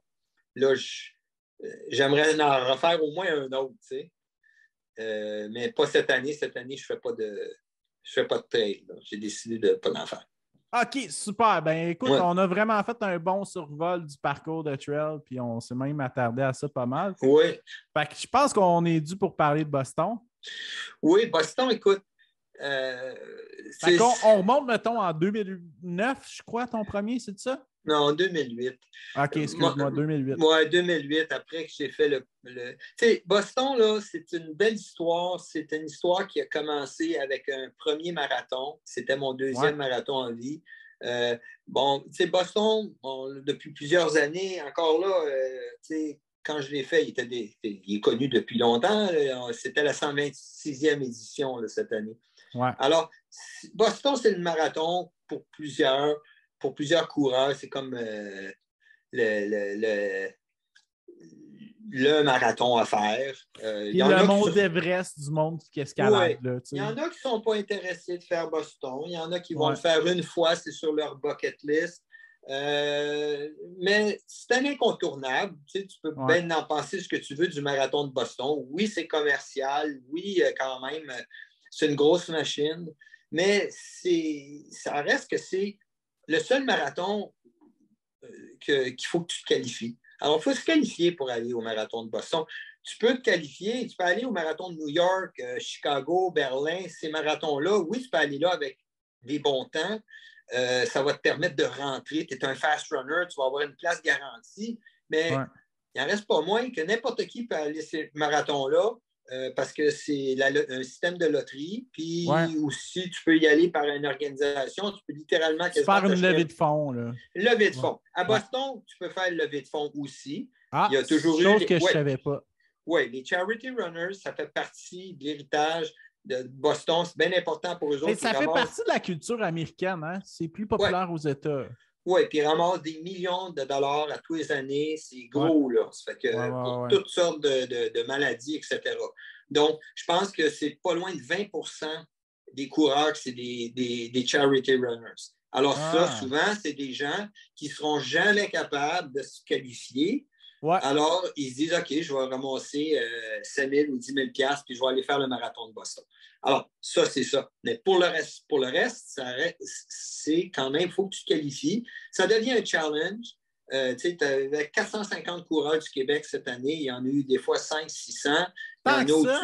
Au-dessus de 2000 au Canada. C'est un gros marathon. Les gens veulent faire le marathon de Boston. Ils s'entraînent pour ce marathon-là. C'est tough. C'est au mois d'avril. Il faut que tu t'entraînes tout l'hiver. Ce qui est difficile avec les hivers rigoureux qu'on a. Ce qui n'est pas facile. Alors, tout ça fait que moi, j'aime ça, ce marathon-là. C'est une belle aventure. Puis je vois plein de gens faire leur premier. J'ai eu plein d'amis qui ont fait leur premier cette année. Puis écoute, ils sont tous revenus avec des étoiles dans les yeux. Puis c'est que moi, mon aventure, elle a commencé en 2008. Mais honnêtement, je n'avais pas l'intention d'y retourner la première année que je l'ai fait. Puis, parlons du processus un peu. Je sais que Boston, ça prend un qualify time la première fois que tu y accèdes. Mais si je ne me trompe pas, si tu fais un bon temps pendant Boston, tu es réinvité l'année d'après. Oui. Boston est un qualifier. Alors, si tu fais ton temps de qualification à Boston, tu peux t'en servir pour t'inscrire au mois de septembre suivant. Effectivement. Okay. Effectivement. Ceux qui connaissent un petit peu, il y en a qui vont écouter le podcast, qui vont connaître un peu mon histoire. Pour ceux qui ne le savent pas, ça fait des années que je fais broder les années sur mon manteau. Et puis, il en manque un. Là, en ce moment, j'en ai 14 de fait.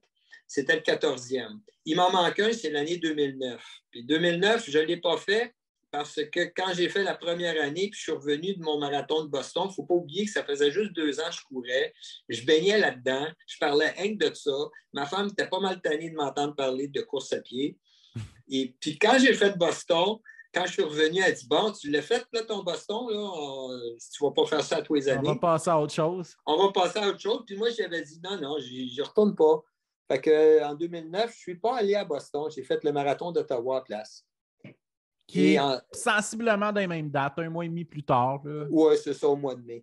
Et Ouais. puis, ça n'a pas bien été pour moi, ce marathon-là. Ah non, j'ai eu de la misère. Alors, l'année suivante, j'ai dit, bon, au Yard, je retourne à Boston. Alors, je suis retourné en 2010 et ensuite de ça, c'est devenu, j'ai continué à y aller. Puis, c'était quoi ton qualified time pour 2010? À ce moment-là, ça me prenait en bas de 3h30. Non, mais est-ce que je veux dire, est-ce que ça a été Ottawa qui t'a aidé à te qualifier? Je me souviens pas. Non, j'avais fait un temps.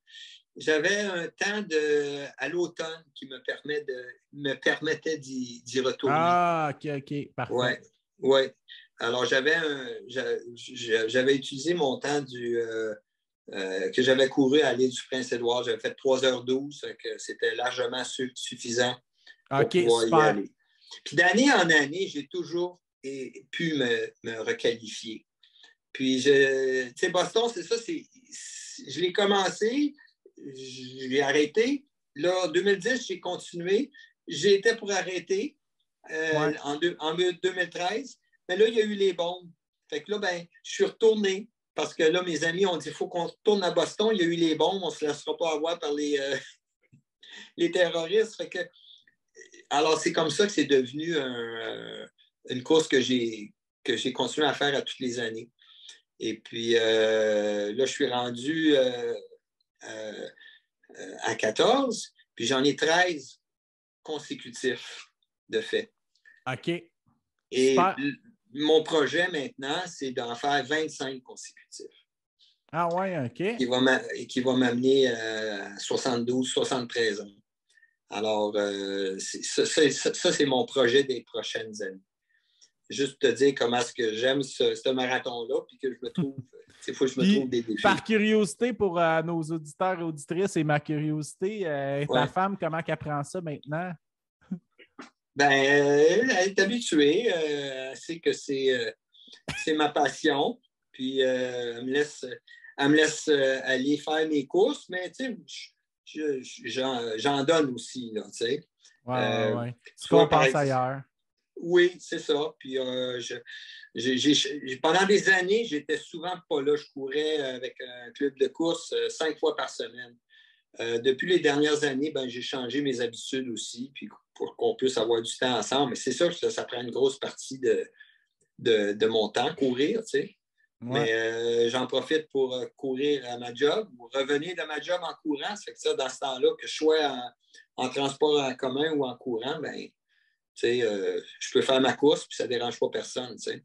C'est du temps optimisé aussi, pas mal. Là. Oui, exactement. Ouais. Super, ça. Puis, en plus, tu as une relation d'amour aussi avec Boston parce que ton premier demi était à Boston. Oui, mon premier demi était là. Et puis, donc, c'est ça qui a fait. Puis après ça, qu'éventuellement, j'ai fait mon premier marathon.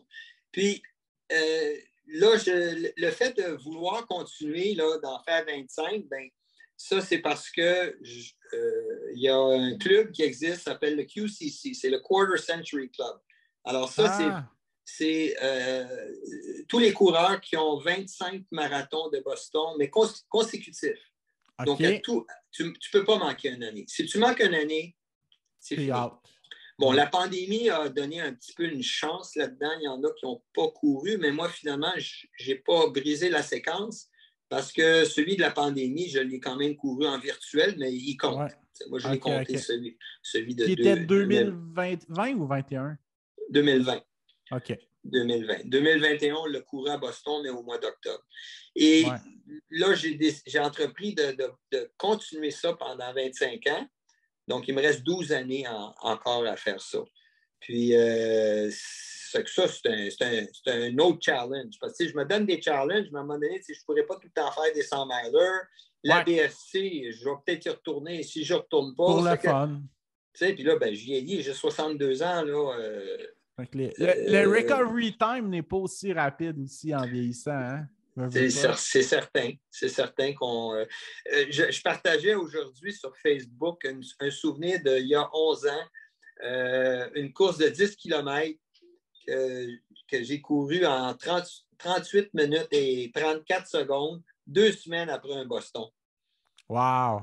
C'est quand même, puis je veux dire, c'est pas des temps d'élite, mais pour ceux qui connaissent un peu ça, courir en bas de 39 minutes sur un 10, c'est quand même bon.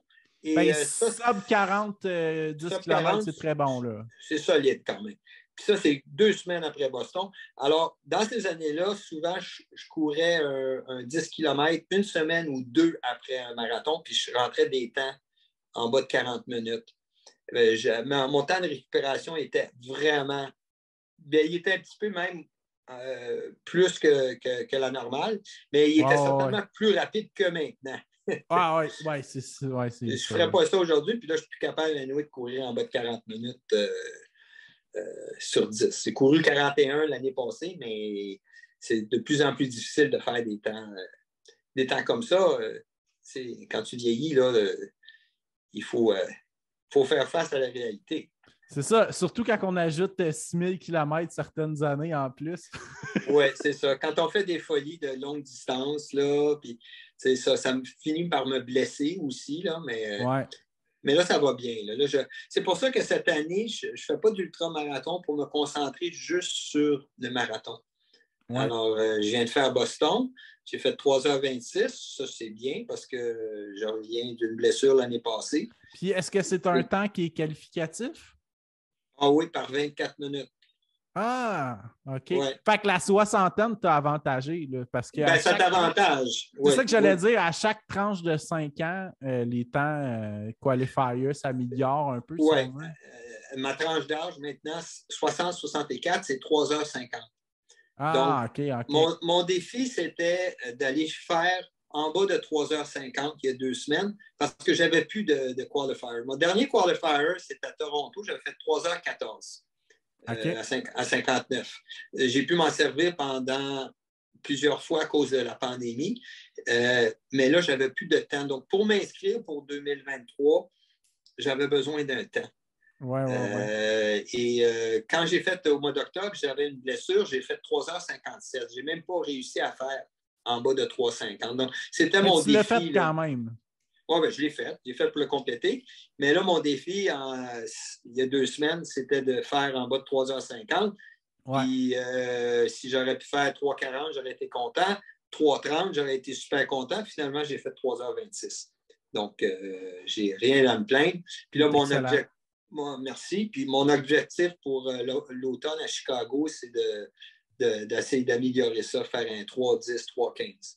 OK, super. Bon, c'est ça. C'est que là, j'étais à peu près rendu là. C'est par curiosité, est-ce que le demi de Boston existe aussi encore? Ouais. Oui. Mais oui, ça fait partie des courses du BAA. OK. Donc, là, tu sais, le BAA, ils ont le BAA, c'est le Boston Athletic Association. Ouais. Alors, c'est eux autres qui sont les promoteurs du marathon de Boston. Et puis, ils ont c'est vieux comme association. C'est vraiment très, très... Ça fait partie de l'héritage là, du marathon de Boston et d'autres courses. Donc, il y a le 5 km, le 10 km qui se font le même week-end que le marathon. Oui. Puis, on a entendu, là, il y a Charles-Philibert Thibauteau qui a gagné le 5 km le week-end de Boston. Exact, qui était à 15 minutes quelque chose. Un temps incroyable. Un temps... non, c'était dans 14 quelque chose, je pense. Ah ouais? OK. Oui, mais en tout cas, il a gagné la course. Et puis, ça, c'est le BAA 5K. Ça fait que, tu vois, le BAA a ces courses-là. Et le demi-marathon fait partie de ces courses-là, mais ils ne le mettent pas dans le week-end du marathon de Boston parce que ça serait trop gros. Mm-hmm. Le 5, un 10, ça, c'est correct. Mais Puis même, je ne suis pas certain que le 10 se fait le même week-end. Là, ça, il faudrait vérifier. Là, mais il y a au moins le 5 km et le marathon. OK. Puis, c'est combien de coureurs qui se rassemblent à chaque année, là, on va dire en temps pas pandémie, parce que ça peut être affecté, là? Ben, cette année, c'était comme 30 000 coureurs. Je pense qu'il y en a peut-être 26-27 000 qui ont fait la course. À tous les années, ils vont donner un chiffre absolu. Ils vont dire qu'il y a 30 000 coureurs, mais en bout de ligne, là, il n'y a jamais 30 000 finishers. Tu as des gens qui ne sont pas capables de venir, il y a des gens qui sont inscrits, mais qui sont blessés. Il y en a qui ne finissent pas. Il y a des DNF.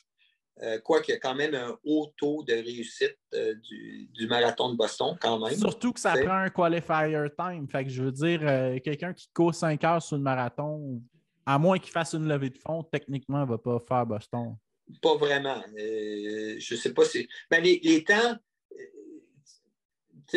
pour les hommes et les femmes, pour les femmes, c'est pas pareil. Là, parce non, que, les braquettes sont différentes. Les braquettes sont différentes, mais quand même, si moi je veux continuer, je veux faire 25, je vais avoir 72 ans, mettons, là.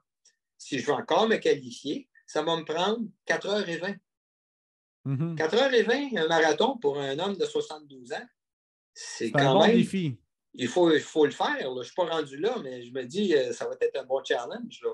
Fait que ça reste quand même, c'est pas 5h30, 6h. Là, non. C'est du challenge pour l'âge aussi. Là. La même chose pour les femmes.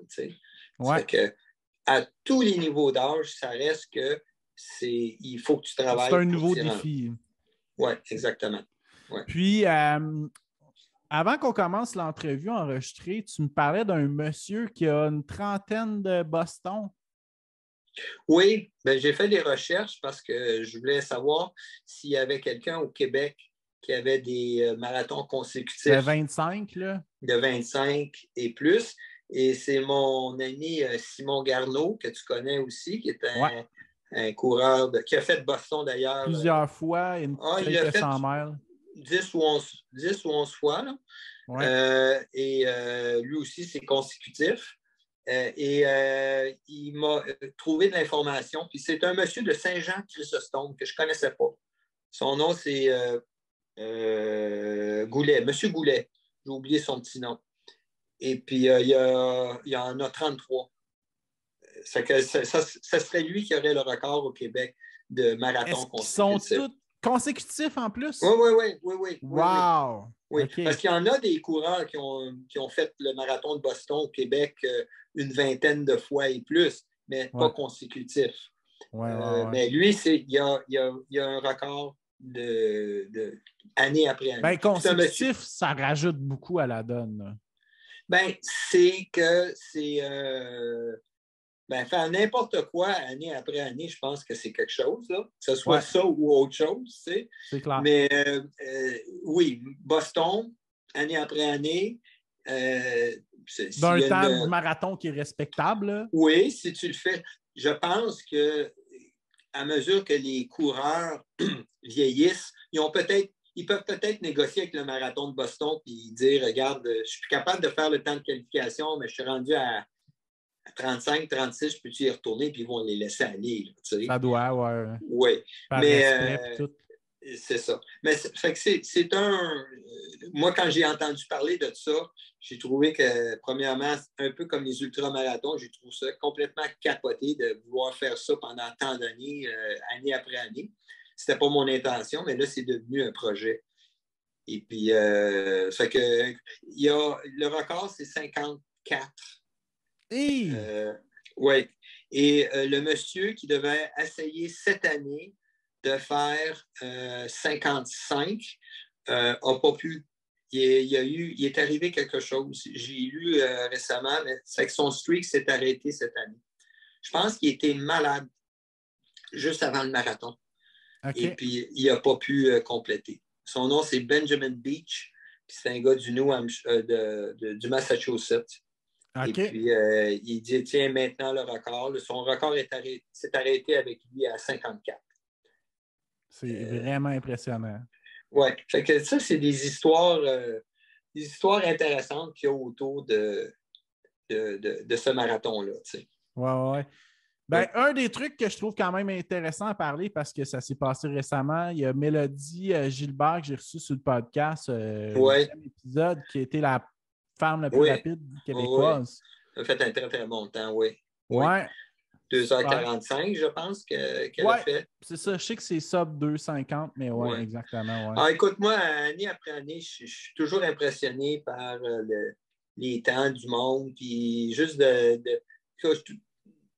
peu importe les temps aussi, de faire des marathons, puis de les compléter, s'entraîner, travailler fort. Puis pour nous, s'entraîner l'hiver, c'est tout un Oui, facteur c'est ça. impressionnant. Là. Je trouve ça vraiment le fun. On a une belle communauté de coureurs à Montréal, au Québec. Ouais. Moi, je suis conscient que bon, j'ai beaucoup d'amis là, qui me suivent là, par les réseaux sociaux, mais je me suis fait beaucoup d'amis aussi parce que j'ai été directeur de course. Fait que Ouais. tu rencontres du monde. J'ai organisé des sorties de course aussi, avec mon ami Pierre Sulzarek, là, qui vient de la TUC. Oui, puis il y a le Mini Boston aussi, qui est une classique québécoise. Oui, Mini Boston, qui était parti par François Perrault. Lui a commencé ça il y a 5 ans. Fait que, autour de Boston, il y a ça. Puis cette année, moi, j'ai amené des nouveaux coureurs à venir faire cet entraînement-là. Ils sont allés à Boston, ils ont bien fait. Il y en a qui ont mieux fait que d'autres. Il y en a qui ont découvert c'était quoi Boston leur première fois. Il y en a qui, je pense que tout le monde a terminé, tout le monde a fini. Peut-être quelques-uns n'ont pas fini, ça arrive à toutes les années, ça peut arriver. Des fois, tu as une blessure, tu es obligé d'abdiquer, comme dans n'importe quelle course. Mais c'est le fun de voir ça. T'sais. Puis moi, j'aime ça. Il y a beaucoup de gens qui me posent des questions parce qu'ils disent « Ah, Pierre, tu connais ça? Bon, tu es allé plusieurs fois. » C'est qu'à toutes les années, j'ai des questions. Puis je réponds aux questions au mieux de mes connaissances. Puis c'est selon mon expérience à moi. J'ai mes trucs à moi, j'ai mes façons de faire. Il y a des affaires que c'est des affaires techniques sur la procédure, la façon de faire. Fait que Puis, par curiosité, là, ça, c'est quelque chose qui me chicotait avant qu'on parte l'entrevue. Ton expérience de trail runner, là, ouais. bon, on va dire 2015, là, ça a commencé à être plus significatif dans ta vie. Est-ce que le Heartbreak Hill est devenu facile avec les années grâce à ça? Bien, dans les meilleures années, mes meilleurs temps, Boston, je pense que oui. Ouais, hein? Oui, tu vois, Boston, là, je parvenais jamais à aller en bas de 3h20. OK. Alors que dans mes autres marathons, je n'ai jamais cassé 3 heures. Si les gens connaissent un peu la distance de marathon, bon, le fameux 3 heures, c'est la distance que tu veux, qui est quand même casser. mythique pas mal. Mythique, qui n'est pas facile à faire. Bon, c'est pas. Je n'ai jamais réussi à le faire. J'ai fait 3h05, mon meilleur. Bon, je suis bien content de ce temps-là. J'ai fait ça à Chicago il y a 10 ans. Mais Boston, je n'arrivais pas, malgré que j'avais fait 3h05, 3h07 dans d'autres marathons. Boston, 3h20, c'était mon best. Et puis, une année, j'ai dit, bon, ben là, ça va faire, je vais le casser le 3h20. Et c'est en 2000, si je ne me trompe pas, 14, 15, 16, 17. En 2014, je suis arrivé, puis là, j'ai dit, OK, cette année, là, je casse 3,20. Et j'ai fait 3,19. OK.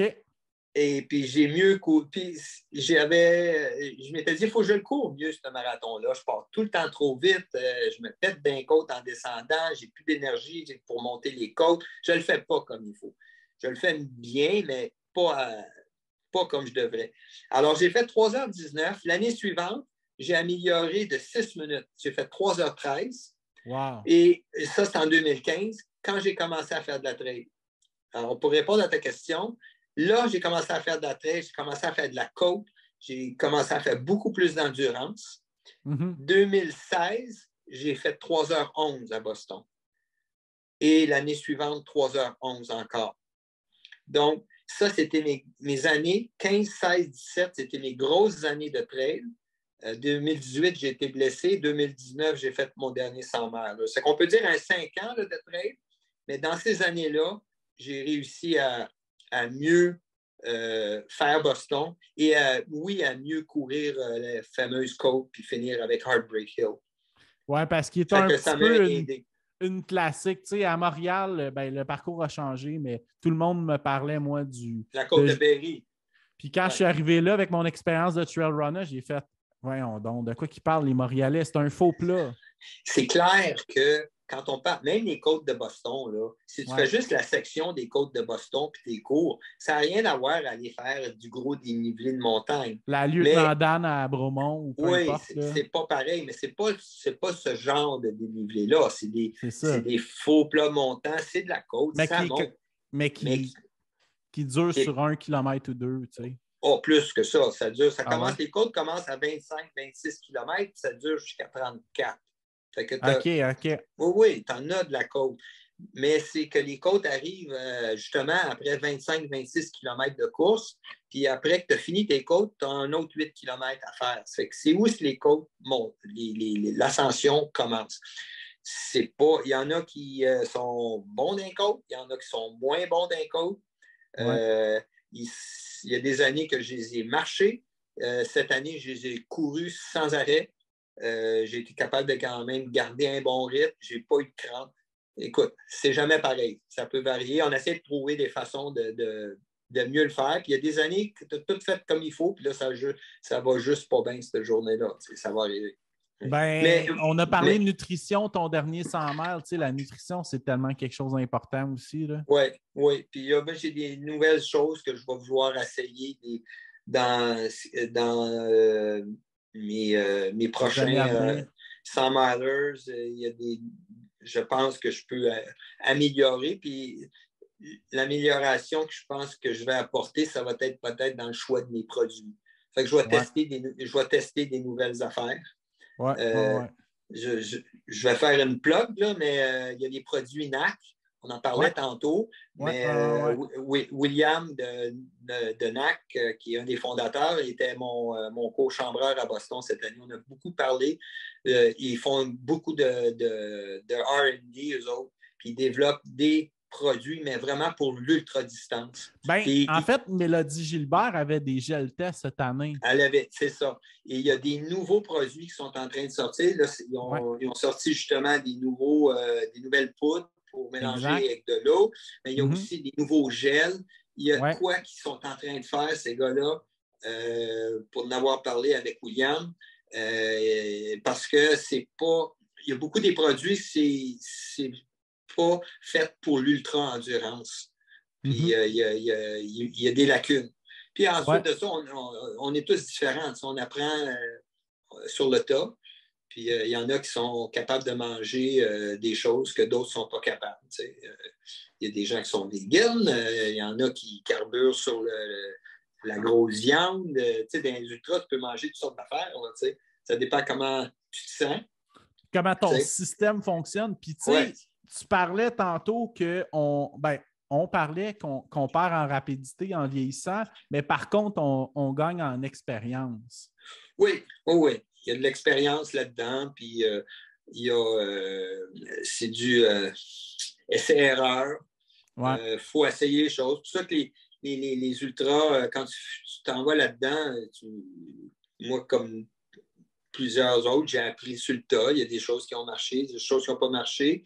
L'année où j'ai eu de la difficulté, pourtant, je mangeais pas mal les mêmes choses que j'avais mangées dans d'autres courses, mais ça n'a juste pas marché cette fois-là. Mon système ne l'a pas pris, mais fait que j'ai des choses probablement à corriger. Si je me remets à faire ça, là, je vais justement tester des nouvelles affaires que j'ai entendu parler, que je me dis, peut-être que ça va m'aider. Fait que, il faut...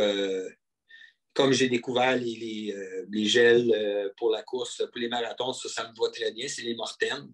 Les gens connaissent ce produit-là. Les Morten sont vraiment, vraiment bons. Ce produit-là, on en vend beaucoup à la boutique Endurance. Puis les gens, ils achètent ça par caisse. Mais ils sont bons. Ils se prennent mieux que d'autres gels, moi, je trouve. Ils sont tellement faciles à avaler. Puis, exactement. En fait, corrige-moi, vu que toi, tu es dans le milieu, si je me trompe, mais c'est les seuls gels que je connais qui sont sur le marché à base d'eau. j'en connais pas d'autres. Je pense que OK. c'est ça, on appelle ça un hydrogel. Exact. Et puis, ça fond dans la bouche. Tu n'as pas besoin de prendre d'eau. Moi, j'en ai pris plein à Boston. Les Donnais sont devenus commanditaires du marathon de Boston. Depuis l'année passée, ils en donnaient. Moi, j'en ai pris plusieurs. Ça m'a aidé. Les cafes sont bons. C'est que oui, écoute, c'est un produit qui ça coûte plus cher. Moi, je dis aux gens, essayez-le. Les gens qui l'essayent absolument l'adoptent. Puis je dis, OK, tu n'es pas obligé de prendre ça dans tes long runs pendant l'été. Garde-les pour tes courses parce que ça coûte plus cher. Oui, à 4, 5, 6 piastres du gel, je crois, au lieu de 2, 3, peut-être 3 piastres les autres. Les oui, quelque chose de genre. C'est presque le double du prix là, des autres gels. Exact, mais, moi, pour ma part, c'est devenu ce que j'utilise pour les marathons. Puis sinon, si on faire une petite parenthèse sur le Ultra-Trail, là, ils font aussi un sachet en poudre que tu peux mettre dans l'eau qui est vraiment, vraiment bon. Oui. Il y a deux doses, là, 160 et 320. 160, les deux, c'est mélangé à 500 ml d'eau. Un, c'est simplement double de la dose. Puis encore là, ça, c'est à tester. Mais c'est très, très bon aussi. Ouais. Je ne sais pas ce que ça donne dans l'ultra-distance. Puis encore là, c'est là que, quand on parle de ces produits-là, ben, c'est pour du demi-marathon, marathon, c'est pour de la performance, c'est pour de la vitesse. C'est pas pareil. Quand tu fais un marathon, tu n'es pas en train de manger des sandwichs au beurre de pinot puis des chips puis des patates trempées dans le sel. Tu comprends? Ouais. Tu bois de l'eau, du Gatorade ou un électrolyte quelconque et tu prends des gels. Ça, c'est quand tu fais des courses de demi-marathon, marathon. Dans un 5 puis 10 km, ben, tu vas prendre quelques gorgées d'eau, tu vas prendre 1 ou 2 gels, mais tu roules tellement vite que tu en prends moins. C'est ça. Mais si tu fais un 10 km ou un 20 km en trail, qui va te prendre beaucoup plus de temps, mais là, tu vas peut-être t'alimenter différemment. Ça fait que c'est ça qui est tout à découvrir. Puis la nutrition, là, toi, tu as dû voir ça, ça évolue tellement sur le marché aussi à chaque année. Là. Oui, il y a toutes sortes de joueurs, il y a toutes sortes de produits. Puis, mais c'est ça. Moi, je ne suis pas là-dedans, là. Mais je vois qu'il y a des besoins. Puis il y a de l'innovation qui se fait à chaque année. Là. Même juste au Québec, puis mondialement, on s'entend. Oui. Puis au Québec, il y a quand même des bons produits qui sont des gens qui font. Puis nous autres, on en vend ces produits-là. Tu sais, Morten, bon, c'est pas d'ici. Mais tu sais, NAC, c'est d'ici. Puis il y a Upika qui est un nouveau joueur, là, aussi, je pense que. Je les connais pas. Je les connais pas, eux autres. Upika, je crois que c'est comment il s'appelle le gars du Sans Filtre podcast qui a parti ça? PH Quentin qui est en arrière de ce produit-là. OK, ça, je connais pas. C'est un électrolyte. On a aussi, comment elle s'appelle? Jarry. J'ai un blanc de mémoire, mais elle fait les barres au chocolat vegan.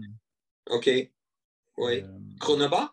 Chronobar, c'est ça, oui. C'est ça, ça fait longtemps que je n'ai pas acheté, mais Chronobar. Ça fait quand même un bout de temps que ça roule, ça. Exactement. Il y a aussi Exact Nutrition. On est en train de faire des plugs de nutrition, là, mais c'est quand même cool de partager des compagnies locales. C'est le fun de faire des plugs, comme on dit, pour des compagnies d'ici. Puis des produits d'ici, tu sais, Ricard, Exact Nutrition, ça vient d'ici aussi. Oui. Brix, Ricard. Oui. Alors, bravo à tous ces gens-là qui font de l'innovation puis qui font des produits pour les coureurs ici, au Québec. Ouais. Puis sinon, Pierre, toi, qu'est-ce qui s'en vient cette année pour toi depuis que Boston est derrière toi depuis 2-3 semaines? Comme j'ai mentionné, je ne fais pas de trail. Je me suis inscrit au demi-marathon de Laval. Alors, je vais aller faire, c'est ma prochaine course. Je vais voir ce que je peux faire là. J'ai comme un petit secret dans ma tête que j'aimerais ça faire pas loin d'1h30, mais je ne sais pas. Je ne me fais pas trop de stress avec ça. Et j'ai le marathon de Chicago en octobre. Donc, je suis un petit peu je fais par exprès un peu un recul sur la trail. J'ai fait une année de 6 000 l'année du COVID. J'ai commencé l'année 2021, j'ai fait 1800 km les 3 premiers mois de l'année. J'ai fait beaucoup de volume. J'ai fini par me faire mal. Là, il a fallu que je me remette le restant de l'année passée. Fait que là, cette année, je vais essayer je suis un petit peu plus sage, là, tu sais.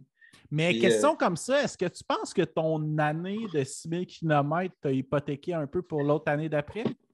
Ouais, je pense que si j'étais correct après l'année de 6000, c'est pour ça que j'ai commencé l'année T'étais top shape. 2021. J'étais top shape, je me sentais invincible, puis là, j'enlignais, là, début 2021, des semaines de 140, 150, 160 km, une après l'autre. Je les mangeais, je te le dis, j'en reviens pas. Mais j'avais juste ça à faire, je ne travaillais pas. Alors, c'était un petit peu, j'ai couru un petit peu à ma perte à cause de ça. J'en ai trop fait. Mais ça allait tellement bien jusqu'à temps que ça allait moins bien. Mon corps, à un moment donné, il m'a rappelé que j'ai plus 20 ans. C'est ça, j'allais dire, plus 22 ans pour récupérer. Puis, c'est ça. Super, ça. Ouais. Puis, écoute, avant de terminer l'entrevue, mon Pierre, j'ai un concept qui est apparu dans ma saison 1 du podcast. Tu es le premier invité qui retrouve ce concept-là dans la saison 2. Donc, c'est super simple, c'est un jeu. J'ai une question qui vient d'un ami ou connaissance qu'on a en commun. OK. Puis, tu dois répondre à la question et trouver, ou du moins tenter de trouver de qui la question provient. OK. Super. Je suis prêt. Je suis prêt au jeu. Excellent. Donc, la question va comme ci est quand même longue. OK. Est-ce que tu aimes être en file d'attente, surtout lorsque tu es parmi les plus vieux dans la file? Est-ce que tu préfères que cette file soit au bureau de la Régie des rentes ou préfères-tu que cette file d'attente se déroule sur un terrain quasi vertical, couvert de ronces et de serpents à sonnette? Oh my God! Ah, il s'est donné, là, je dois t'avouer. Ça, c'est quelqu'un que je connais. Oui, que tu connais bien. Ouais. Que je connais bien, puis que tu connais. Oui. Je vais te donner un indice parce que la question, elle vaut 100$. C'est quelqu'un qui est déjà passé sur le podcast. OK. C'est un homme. C'est un homme. Quelqu'un qui est passé sur le podcast. OK. Peux-tu me la répéter? Quand même, la question certainement, elle est tellement complexe que même moi, là, je la trouve pas mal intense. Ouais. Est-ce que tu aimes être dans une file d'attente? Point d'interrogation. Surtout lorsque tu es parmi les plus vieux dans la file? Point d'interrogation. Est-ce que tu préfères que cette file soit au bureau de la Régie des rentes ou préfères-tu que cette file d'attente se déroule sur un terrain quasi vertical, couvert de ronces et de serpents à sonnette? Écoute, ce que tu viens de décrire là cette file-là, c'est la file sur Raja où on est tous un après l'autre et on ne peut pas se dépasser, puis il faut respecter. Donc, le seul qui pourrait comprendre cette file-là, puis si c'est un homme, je vais dire que c'est un francophone, fait que je vais dire que c'est Mario Villemur. C'est Mario Villemur, le gars qui a fini le seul Québécois et le premier Québécois à avoir terminé la petite Barclay avec toi en 2017. C'est bon. Je t'ai pas dit, OK, ça aurait pu être Anatoly, mais Anatoly, il ne parle pas français. Il n'est pas parti sur le podcast. Non, c'est ça. Ouais, puis il n'est pas aussi poète que Mario. C'est bon. Bon, je suis content de l'avoir trouvé. Super. Donc, fait que c'est pas quelque chose que t'aimes, les files d'attente pendant les courses? On n'a comme pas trop le choix, là. On est... j'aime pas. T'sais, on n'a pas le choix d'être... On deal avec, tu sais. On deal avec, oui. Ouais. Particulièrement Mais dans cette course-là, là, quand tu es pris dans la file, tu n'as comme vraiment pas le choix quand tu es sur Raja, parce que tu n'as pas le droit de t'éloigner et de passer par d'autres sentiers. Fait qu'il faut que tu suives, effectivement. Ouais. Super. Puis, qu'est-ce qui s'en vient dans les prochaines années? On sait que tu veux continuer tes Qualifiers Boston jusqu'au 25e Boston. Oui. Sinon, est-ce que tu as d'autres projets que tu penses parsemer au travers de tout ça? Je ne sais pas. C'est bizarre. Année par année, mettons? Oui, avant, je ne pensais pas trop. J'étais allé par groupe d'années, si tu veux. Tu sais, comme pendant des années, j'ai fait le MRSQ, je n'y pensais même pas. Une année, je finissais le MRSQ, je pensais déjà à l'année suivante. Ça roulait, j'avais un site web, j'avais les inscriptions recommençaient. Ça fait que, tu sais, à un moment donné, tu es dans un roulement de choses. La pandémie a comme mis des breaks dans tout ça. J'ai mis des bâtons des roues. Hein, oui, de bien du monde. Et puis, bon, le côté course, ben oui, moi, ça a fait que j'ai arrêté. Tu sais, j'ai couru beaucoup, qui a fait que je me suis fait mal. J'ai été obligé de canceller des courses. Donc, tu sais, là, je reprends un beat. Là. Et l'idée de faire Boston plus longtemps, ben ça, je me dis, OK, je suis en train de penser, moi, le prochain 10 ans. Dans 10 ans, je vais en avoir 72. C'est drôle, hein? Mais tu ne passes pas si loin que ça, mais en même temps, chaque tranche de 10, ben, c'est plus. C'est une nouvelle réalité. Là. Une nouvelle affaire avant que auquel je ne pensais pas autant. Ils ne pensent pas autant. Quand tu as 40 ans, tu dis, OK, dans 10 ans, je vais avoir 50. Big deal, là, mais bon. Fait que moi, je vis ça, là. Je suis en train de vieillir. Je suis un coureur qui a toute proportion gardée. Puis pour moi, j'ai performé, j'ai aimé performer, j'ai fait de la vitesse, j'ai fait quand même. J'ai couraillé le chrono, les temps, j'aime ça. Là, je vois que je suis capable de faire aussi vite, mais j'essaye pareil. Ça fait que les sources de motivation sont différentes un peu, j'imagine. Oui, c'est ça. Que la puis vitesse, là, ouais. Puis là, en ce moment, mais malgré tout, j'ai fait de bons entraînements cette année. Puis là, une des nouvelles choses que je fais, c'est que je m'entraîne avec le club de la boutique Endurance. Alors, j'avais perdu, moi, de m'entraîner avec mon club. Je ne pouvais plus m'entraîner avec mon club à cause des horaires. Là, j'ai commencé à m'entraîner avec le club. Puis là, j'ai hâte de pouvoir m'entraîner avec eux pendant l'été. Puis ça va m'aider. Une fois par semaine, puis je cours avec du monde qui sont même plus vite que moi, mais je parviens à m'entraîner avec eux. Ça me pousse, ça me challenge. Fait que je veux continuer à faire ça. Je veux continuer à essayer de ne pas trop me blesser. Je vois que mon corps, c'est sûr que il est un peu hypothéqué, mais c'est quand même pas si pire que ça. Alors, tu sais, ça fait que tout ça fait que je veux continuer, mais les projets, je vais prendre ça une année à la fois. Si je m'embarque, on parlait du MRSQ tantôt, est-ce que je m'embarquerais là-dedans? Ça serait une autre affaire. Mais on va voir. T'sais. Moi, j'ai du temps devant moi. Puis, je veux rester en santé. Je veux continuer à m'amuser en courant. Puis, ça, c'est le plus important. C'est quand même de continuer d'être capable. C'est clair. Écoute, moi, j'ai reçu... moi, je la considère une championne chevronnée de pace sur les marathons. Peut-être que tu la connais, Sarah Garipi. Oui, je connais le nom. Puis, Sarah m'a dit là, de quoi de marquant là, avant mon premier marathon. Puis elle m'a dit, c'est pas une bonne idée de focusser sur un temps. Là. Moi, JF, là, si je serais toi, je focuserais sur finir avec un sourire. C'est tellement plus payant finir avec un sourire qu'un temps. Oui. Bien, ça, c'est une bonne chose à dire.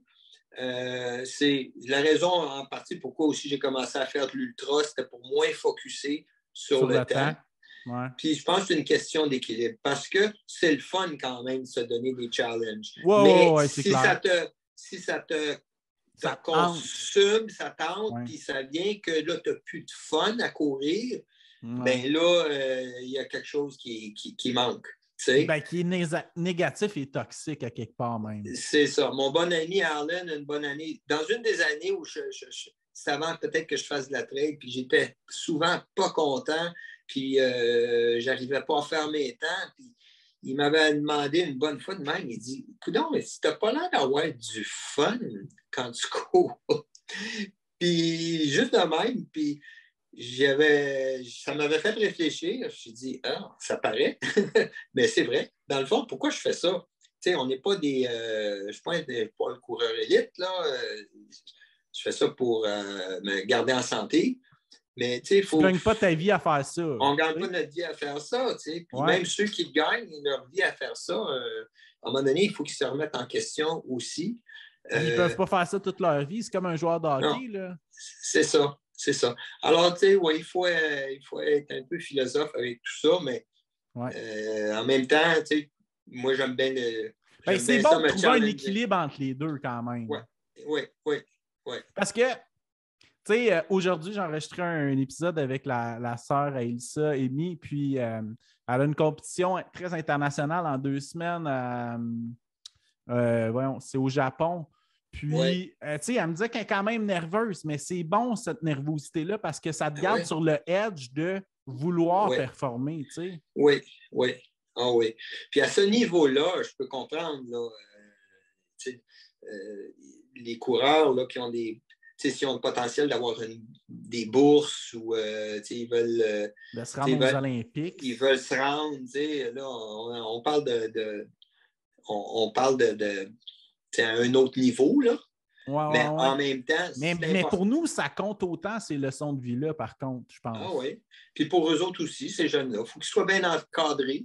Puis il ne faut pas qu'ils s'enflent trop la tête. Puis il faut qu'ils soient quand même fiers de ce qu'ils font. Puis s'ils n'ont pas gagné, ben, on dit ça à nos enfants. Quand tu as des enfants, à un moment donné, tu leur dis faites ton mieux, mais c'est pas tout de finir premier. Il faut que tu sois fier, il faut que tu aies du fun dans ce que tu fais. Puis que, bon, ça a l'air nono, là, mais c'est quand même. Ça a l'air nono, mais ça l'est tellement pas.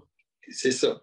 Puis moi, dans mon cas, vu que je suis assez compétitif avec moi-même, depuis, là, je sais que je suis dans une période là, de pas de questionnement, mais de trouver le balance. Transitionnel un peu. Transitionnel, puis continuer à m'amuser, puis d'avoir du fun. Puis je suis confiant que je vais continuer à trouver cet équilibre-là.